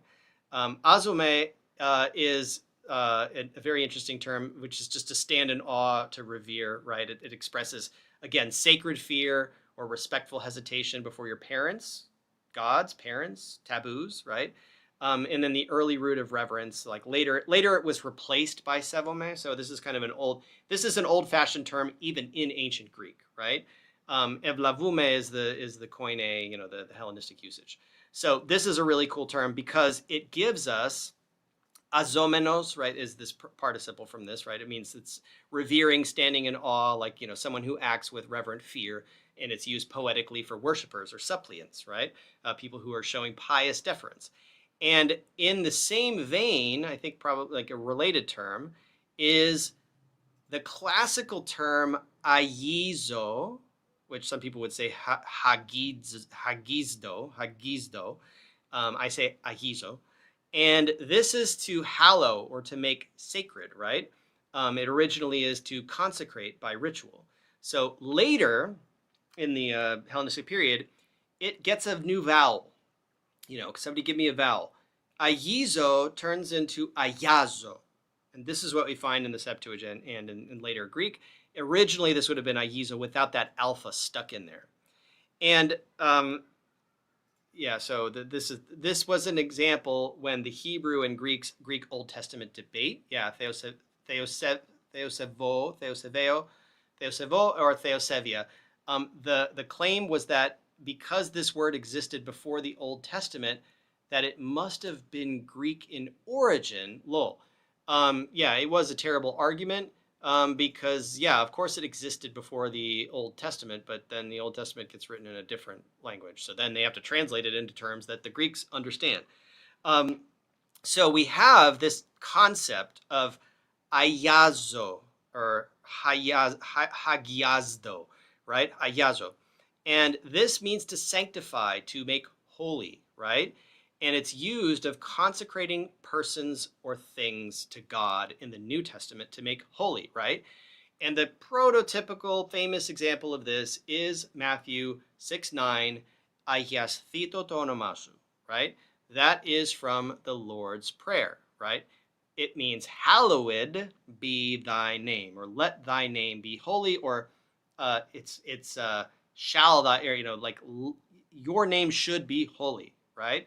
Patrimon ointisuranis, aiasthito tonomasu, eltheto vasiliasu, yanithito to thelimasu, osenurano kepiis. So what that is saying is, our Father who art in heaven, hallowed be thy name. So it means this is the verb to make holy, and it means let your name, the name of the God of Israel that can't be spoken, let that name be holy. Like may it be holy. It's imperative. It is a third person imperative. We can't do that in English, but that's the way it is in Greek. And that is what you say when you're saying the Lord's Prayer. You're saying, hallowed be thy name. That's the word you're using. That's what's under the hood. When you pop the hood, that's what it is. And the word that the predecessor to that in the classical, in Attic dialect, is ayizo. It goes from ayizo to ayazo and branches off into two different adjectives. One is agnos, or hagnos, right? Or hagnos. And it's pure, chaste, undefiled, right? Of places, sacrifices, persons. So it's something that's set apart, holy. And this is being applied, on moral purity, especially with regard to Artemis or Demeter or maidens, right? Like people who are holy, people who are virgins, people who are undefiled, right? And so that's what agnos is. And then the other derivative, the other adjective is agios, which is, the holy or sacred, right? And also it refers it can be substantive, it can be a substantive, it can be used as a noun, even though it's an adjective, to refer to the saints, right? And then also the Holy Spirit, to aio pneuma, right? To aion pneuma. So we got a lot going on in this bubble right here for reverence and awe, right? And I'm gonna again, tomorrow you will be able to play with this if you are on Patreon. Now, the counterpart to ayizo is yero, right? Which will contract to yero, or this is where we get like words like hieroglyphics, right? That's why it's written Hiero, right? Yero. It means sacred, right? So this is the verb at the base to make something sacred, right? To consecrate, to dedicate to a god. And it's used of lands, altars, or persons that are set apart. You got to set something apart. So you got to make it set apart, holy, right? Kadosh, right? So yerazo or yerome these are basically like, the yerazo is to serve as priest. Yerome is to be or act as a priest. So now you're getting into like, okay, if you're acting as a priest, you're not worshiping, but you're still like kind of making something, you're glorifying, you're making it holy, right? So yerevs is the priest, yerevs, and then yeros means holy, holy, sacred, belonging to the gods. It's something that's not profane. It's something that is set apart. And then evume, which could be edome or aidomai, right? Aidomai in Homeric dialect. This is you're feeling reverence or shame, right? So it's the same thing. This actually probably could be situated a bit higher. I think it's a better, I don't know. I think the ayazo and the yero blocks need to be a bit lower in this chart. But this is a work in progress. And again, you're going to have access to my patrons are going to have access to the live version. So they're going to see it as like a work in progress. Sorry, I'm trying to, okay. They're going to see like the whole work in progress. Did I delete anything? No, I think I'm good. What did I do? No. Okay. Yeah. So we have edume, we have edos, we have edesis, and edos is reverence. Edesis is derived from that, like to respect, or the respect part. And these are the nouns, and then edimon is something that's holy or sacred. But the interesting thing is that it takes the alpha privative ana prefix here. Anedis, it means something that is this is the wrong note. It means something that is defiled, right? It's something that is unpure, right? It's unholy, right? So I'm going to fix that. Yeah, I think that's the Perseus link. So then we have thavmazo to round this off, or thavmazdo, right? So thavmazo literally means to marvel, to admire, to stand in awe of something. And this is also one of those instances where it tends to get translated like a thavma, or like this is where you get like thaumaturgy, right? Like miracle working. It's a marvel, it's a wonder, it's a miracle. But thavmazo is the action that you take when you're basically marveling at something, right? Hieroglyphics is a great hip hop group. Didn't know that. Yeah, you have thavmazo and thavma. And this is sort of rounding off this entire group of reverence and awe, which overlaps with the verbs for fear. And this is probably going to be, I don't think we have time to get into honor and praise, but this is also an interesting group, right? Where you're having honor and praise, and you're overlapping with thanksgiving and prayer, which are also kind of like they delve into the religious, but translating them as worship in most contexts is not going to be valid. But I just can't seem to stay on time and get through this dense material. But I'm going to make the slideshow available on Patreon, and I'm going to make the diagram available on Patreon in a post that I haven't quite finished yet. It's about halfway done, and I am relying a lot on AI for this. Because what I'm able to do is I'm able to like take all of the lexicon entries and build up a custom GPT that has all that information fed into it that I can then use to like spin out these descriptions and stuff like that. So just be forewarned, like I am, some of this is AI generated. I'm quality controlling it. So, there shouldn't be like crazy inaccurate hallucinations because the guardrails that I'm putting on the GPT are basically the lexicons, right? So it's sort of staying in those parameters. But that helps me with just sort of streamlining the formatting of all this stuff. So to close out, we have awe, fear of God, sevasmos, or phobos. Like phobos means fear, but in a religious context, it means more reverence, right? Phobos to theou, the fear of God. And this is very important. So if you look, this is coming from Beckus, right? The Etymological Dictionary of Ancient Greek, which is excellent. So sevome, to feel, and I'm not going to say sebomai, right? I know a lot of people are going to be reading this as sebomai. That's fine. I say sevome, right? That's just rolls off the tongue. Sevome. So it's to feel awe, reverence, or worship, like especially in relation to the gods, right? So this is a post-Homeric usage. And this is very important because Homeric usage is different. And we're going to look at that. So sevas is the noun that means like awe, amazement, worship, sometimes poetically, right? And it's used in the Iliad. And it derivatives include plural forms like sevi in Aeschylus, right? And it has compounds. Evsevis, so pious, God-fearing, right? Or evsevia, piety, more generally. Septos is venerable. That's the equivalent of semnos. So the etymology here is like, the original sense may have been to run away or to retreat, right? But then it drifted. So another underlying term here is soveo, right? In the active sense, it means to chase away, right? So sevome, because it has this o my ending, this mi alpha iota, right? Me. This is making it middle passive.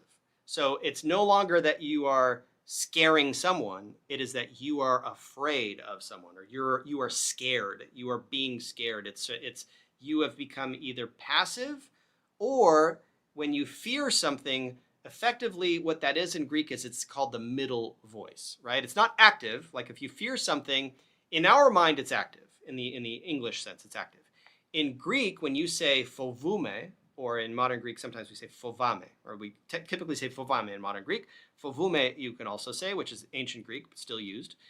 It means I am afraid. In other words, that thing is scaring me, right? It has a medio-passive sense that gets lost in English translation. This doesn't make sense if you're an English speaker.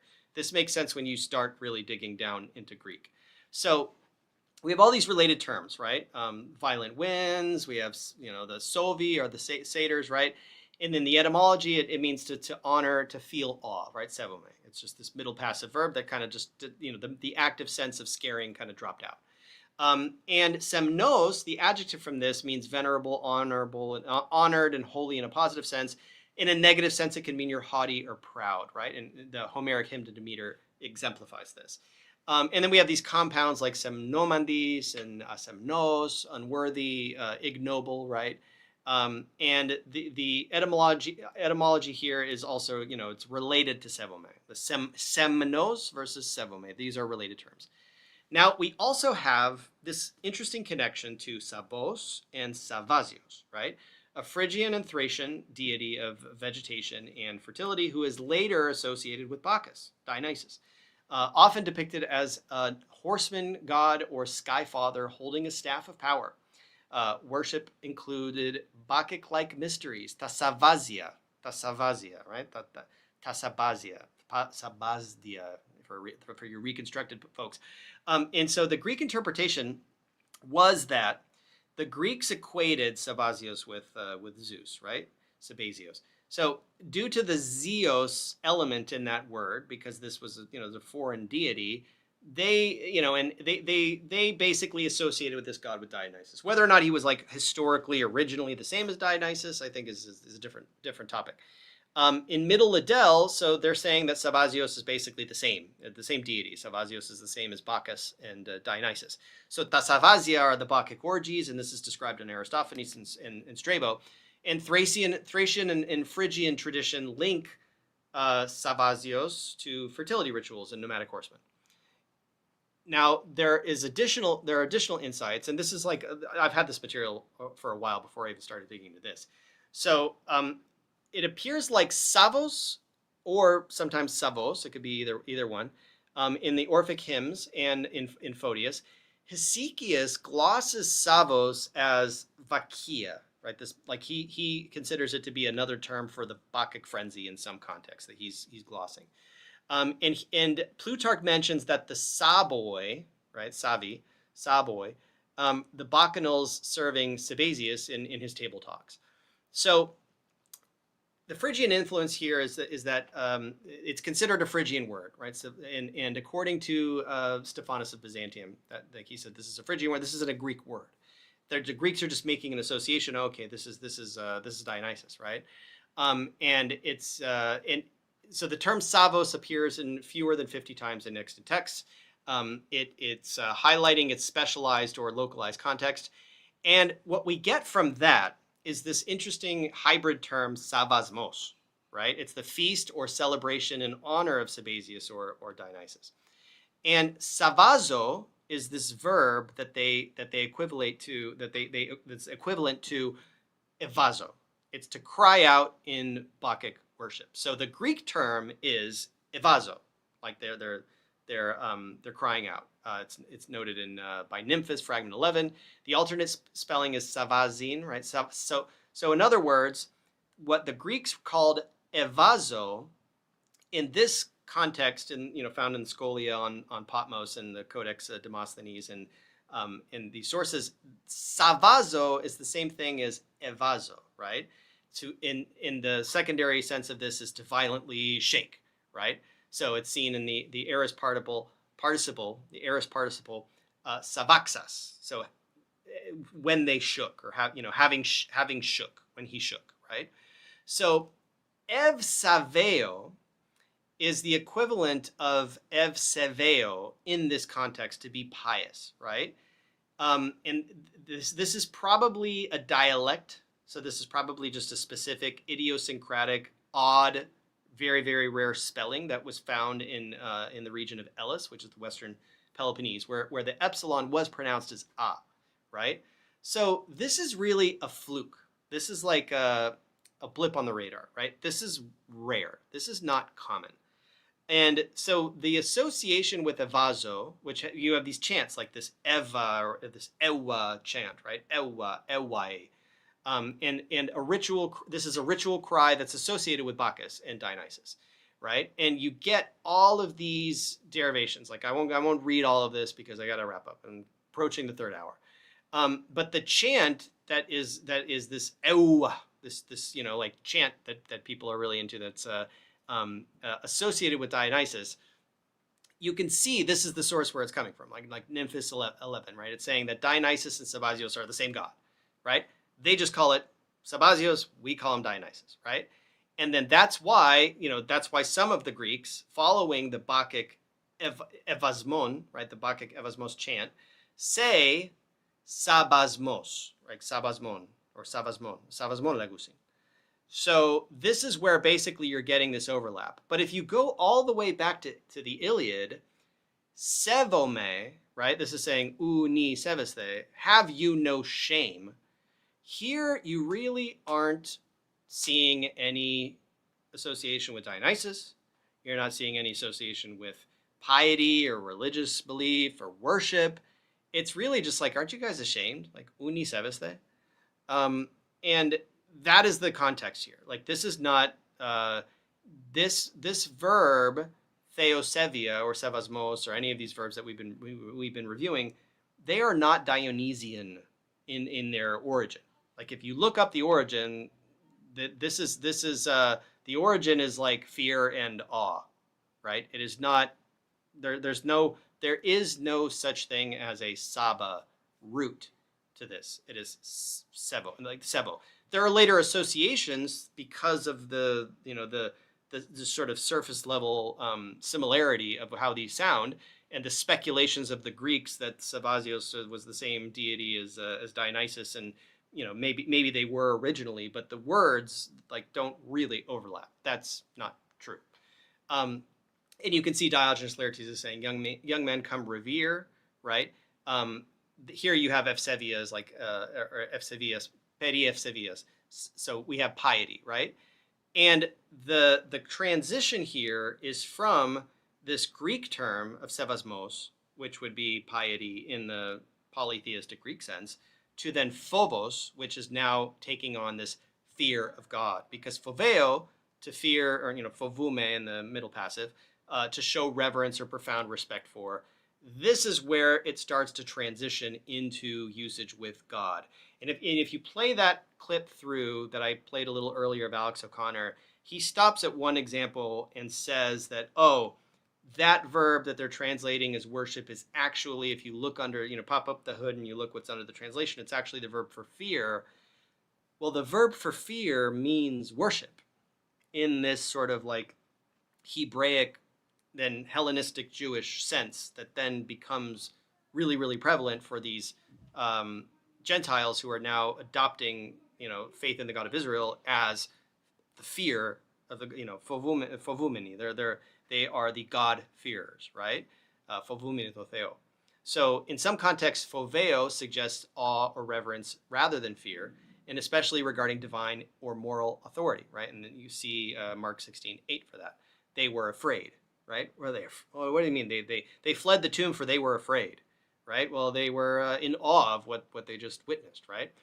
Extensively used in biblical and classical and Hellenistic texts, Plato, Plutarch, Josephus, right? And so here you see clearly, like in Greek, without the crossover between the Hellenistic Judaism and Christianity, diatoanothen phobiste ke seveste to hieron, right? Because of old I have revered and worshipped the temple. He's not really worshiping the temple, he's honoring the temple, but you can see here how seveste, phobiste, they're already overlapping a little bit in Greek culture because of that broad circle that you saw, where fear is also awe, and that gets paid to your parents, that gets paid to your deity, and to your sort of like the thing that you find sacred. And you find this in Aeschylus, right? So sevas in Aeschylus, you get suppliants, do not fear the deities, like ute fovume demonas, right? I do not fear the deities, tu senthade, of this country. So why is he saying I don't fear the deities of this country? Is it because like I don't think they're going to come kill me? No, he's saying that he doesn't think that they're going to. He's using it in the sense of like I don't worship the deities of this country, right? That's what he means. So Isocrates, Isocrates. So tous mentheus phovu. This is. In the discourse, he's saying, fear the gods, right? Have respect for the gods. In other words, worship the gods, right? You could translate this here as worship, but it literally means fear the gods, right? Tous men theus phovu, tous de gonistima, right? Honor your parents. Tous de filus eschinu, so respect your parents. And tis de nomis pithu, obey the laws, right? These are aphorisms. And lastly, let's look at Acts. And then I will say goodbye. And I will announce when I post this Patreon post with access to the chart and the Google Sheet, when it's all dialed in. There's still a little kinks, a few kinks I need to iron out. But Acts 2, 5 through 11, here you have all this terminology mixed up, right? You have Andres Evlavis, devout men, apopadous ethnus, from every nation, toni potonuranon, who under heaven and earth. So Iudei teketh prosiliti, right? So both the Jews and the proselytes. The proselytes are these devout evlavis men. The Jews are also devout, but when he's saying devout, he's meaning God-fearing Gentiles, right? He's meaning that these are the Gentiles who are fearing, who are revering, who are pious towards the God of Israel, right? Now, a certain man, Ananias, who was devout. He was evlavis, right? Katatonomon. So what he means is like he's not Jewish, right? He's not one of us, but he's devout, right? And then evsavis ke fovumenos ton theon, right? So he's not only devout, but he is a fearer of God, or he fears the God of Israel, right? He's God-fearing. He is a Gentile.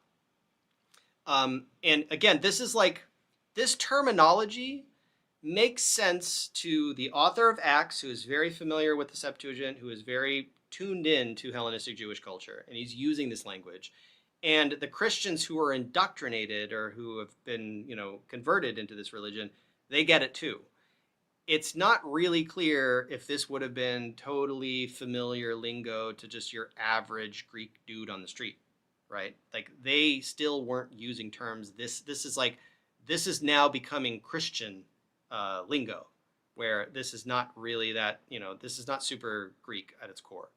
Kefovumenos ton theon, right, and God-fearing, here in Acts 12. This is Cornelius. Cornelius is the first person to be brought in from outside of the nation of Israel. He's not Jewish. He's not an Israelite. And he is considered God-fearing by practice, right? And And then Acts 10:34 through 35, we also have ophovumenos αυτόν, like the person who fears him, και εργαζόμενος δικαιοσύνην, right, and who does what is right, δεκτός αυτό εστιν, so is welcome before him, right? So so this is like now the gates are being, the floodgates are being opened, and the Gentiles are able to come in. This is the beginning of it, and it's all being done with this specific vocabulary that's referring to fear, which is also awe, which is also worship. Φοβούμενοι τον Θεόν, right? Ημίν ο λόγος. Της σωτηρίας ταύτης εξεπεστάλλει, right? So it has been sent out. This salvation, soteria, right, has been sent out. Putting on in place once on the dunce seat. Yeah, I mean, look, it's not the whole idea that sέβομαι and εὐσεβία and theosevia, like all these terms that I've been reviewing, they're just it's cool to pretend that they're sort of like, Bacchic terms. They're just not, like, at their core, they're not Bacchic terms. They can be used for the Bacchic cult. You can be reverential and pious towards Dionysus, but not necessarily, right? Like you could also be pious. You can be pious towards Zeus. You can be pious towards the God of Israel. There's no fundamental connection to Dionysus, aside from these few references to the connection of, so this sort of Seba and Saba, like, yeah, there are some sources that you can dig into that verify that there were some Greeks who made this connection because of the connection between Dionysus and Sabazius, but that's not that doesn't extend this far, right? Yeah, so those were the examples. Let's see, the God-fearing women, right? We don't forget our God-fearing women also, right? Idiudei parotrinan ta σεβόμενας γυναίκας, right? So, and these could be wives as well, right, of high social standing. But these are the women and the prominent men of the city stirred up persecution against Paul and Barnabas and threw them out of their region. And then John 9:31, we have eantis theosevi, so if anyone is devout, I και το θέλημα αυτού, and does his will, ποιή τούτου ακούει, right? God listens to him. And that's a hapax legomena, by the way. That theosevis only occurs there in the New Testament in John 9:31. And then in 1 Timothy we get theosevia, right? Reverence for God. Again, there's no connection here to the cult of Dionysus. It's just not happening. And then prosevo is worship and honor besides. You got Aeschylus here, nor be dignified with high-pitched musical wailings. So, again, I always end up in this situation where I prepare material that would technically probably cover 3 hours, probably require 6 hours to cover, and then 3 hours later I get through half of it. But I hope it was an enjoyable 3 hours to the people who stuck around. And as I mentioned, if you go to, let's see, I'm going to post the Patreon link. And anybody who's already on Patreon, you will get a notification. I look tired. I'm sorry. Yeah, maybe I am tired. I was up late with my dog. He was having health issues. So yeah, we will be updating you shortly. The royal we. I will update everybody. 3 hour power. I will update everybody who's on Patreon, and you will get access to the diagram that I showed, that interactive diagram. You'll be able to zoom in and out and like click on the notes and look at the hyperlinks and learn some of this vocabulary, or at least like visualize it, right? It helps you to kind of like it took me a while to kind of put all that together visually. And I will also post the Google slides, and I will have a blog post on Patreon that will shed light on all this for all who are interested, so that if you want to participate in the conversation, if you want 4 hours, let's go. Sorry, I can't. My voice is dying. If you want to push back on some of the stuff you're hearing, if you feel like like something coming from AlexOConnor doesn't sound right. Like, oh, there are only 2 words for worship. No, there are lots of words for worship. And if Wes Huff has only given you like a little handful and saying this is it, you can say, well, no, there's actually like a lot more. And it's never as simple as it seems. So thanks for helping me. Yeah, I tried to explicate the grammar of the verbs. And yeah, I hope it was informative to everybody. Have a great rest of your evening. Ευχαριστώ πολύ αυτό. Σας παρακαλώ πολύ. And yeah, one-on-one lessons. So one-on-one lessons I am currently not doing, but maybe I will resume the group classes at some point. But I definitely would be open to like a few, I don't know. I probably can't commit to anything regular, but I could definitely do like a few, steer you on the right path if we want to set something up. Or we could do it actually live if you want to go live. That would be fun. All right, everybody, have a great rest of your day.